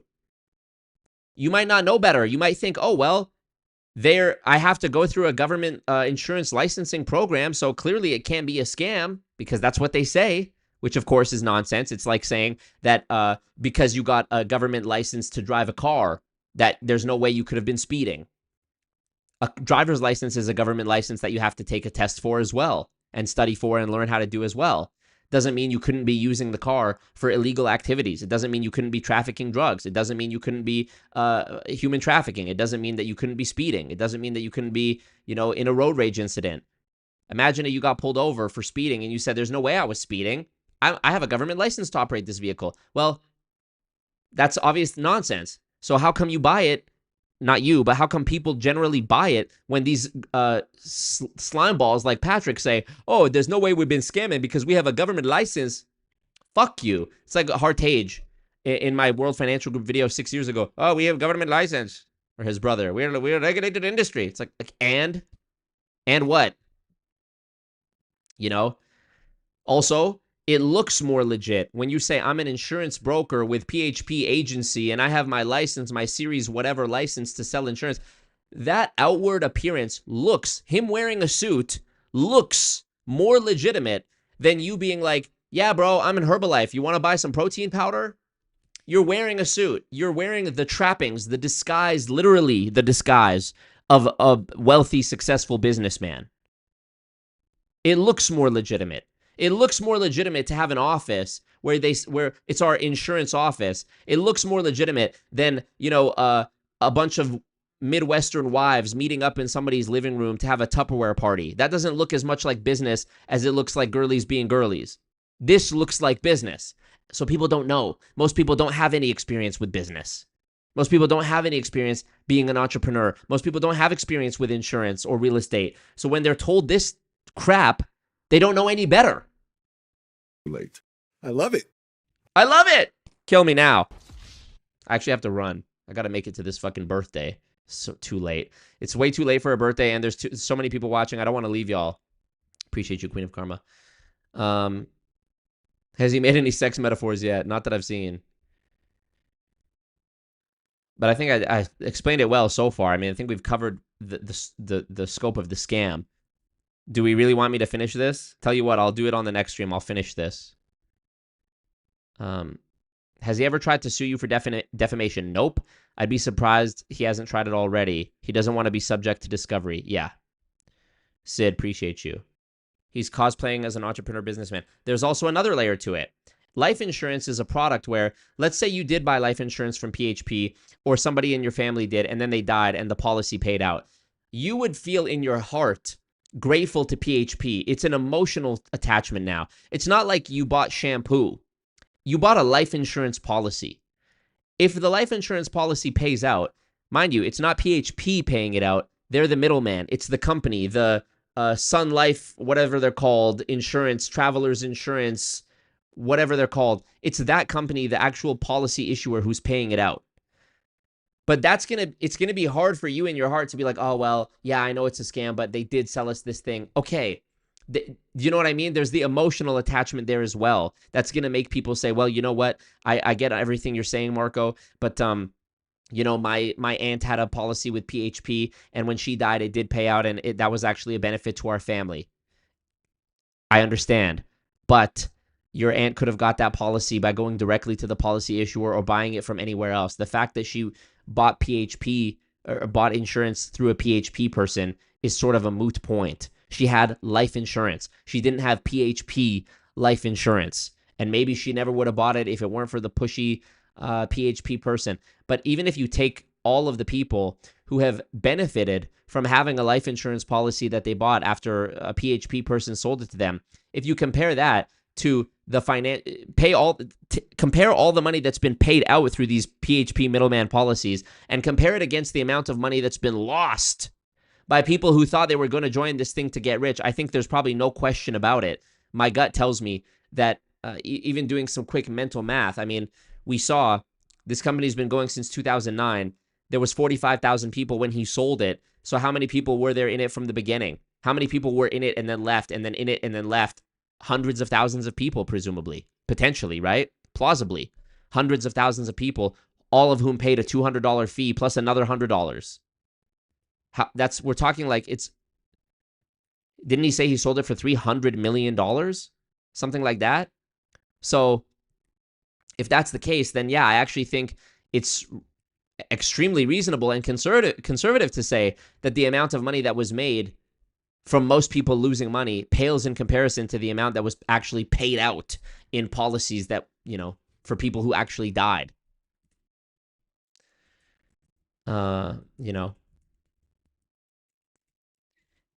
Is his MLM the main source of income? I don't know if it is today, but that's certainly where he got it from in the beginning. Danny says no one's going to be successfully suing anyone for defamation if you tell the truth. Yeah, or if you can at least prove that what you did was a matter of public interest, you did it in good faith, and that you believed what you said. And I have at least enough evidence and reasoning to show that what I believe, to show that what I'm saying, to show that I believe what I'm saying is true at the minimum.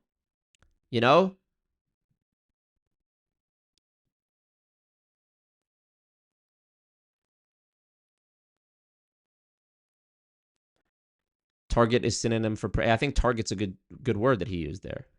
Appreciate you, Jay Velez. Appreciate you, Jerusalem Artichoke.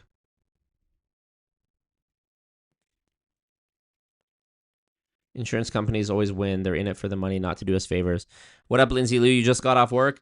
I'm about to get off work because I gotta go. I'm gonna be late to this thing. It's a close friend of mine's 30th birthday, and I did promise that I would go. I don't know why he's doing it so late at night. I was gonna do this stream earlier at like 6 p.m., end it by like 8 or 9 p.m., and then get out the door. But that obviously didn't happen. So there was no way we were finishing this full 2-hour interview in that time anyways, between all the stopping and reading the comments and me yapping and whatever. So 26 minutes in. If you want me to finish it, I will do it on a next stream, I guess. I'm happy to continue it. I'm not happy to, but I will. Yeah, appreciate you guys. 160 people still watching. I hate to leave you. I'm sorry. If you want to support, Streamlabs link in the chat. Become a channel member for all the new content early and members only access content. New merch is out now. I just put a link in the chat to the merch link. Discount code is on that link. And what else? Thank you, Andrew. What else? Yeah, Instagram. Follow my Instagram. Join the Discord. It's free to join that. Yeah. Finish it. If I was to even just sit here and not say anything for the rest of the stream and just let it run to the end, we're still talking an hour and a half. So yeah, appreciate you guys. Thank you. We'll be back. I was almost gonna not stream at all, but I didn't want to do that. So all right, thank you guys. Peace out. Be safe. Enjoy your night. I'll see you again.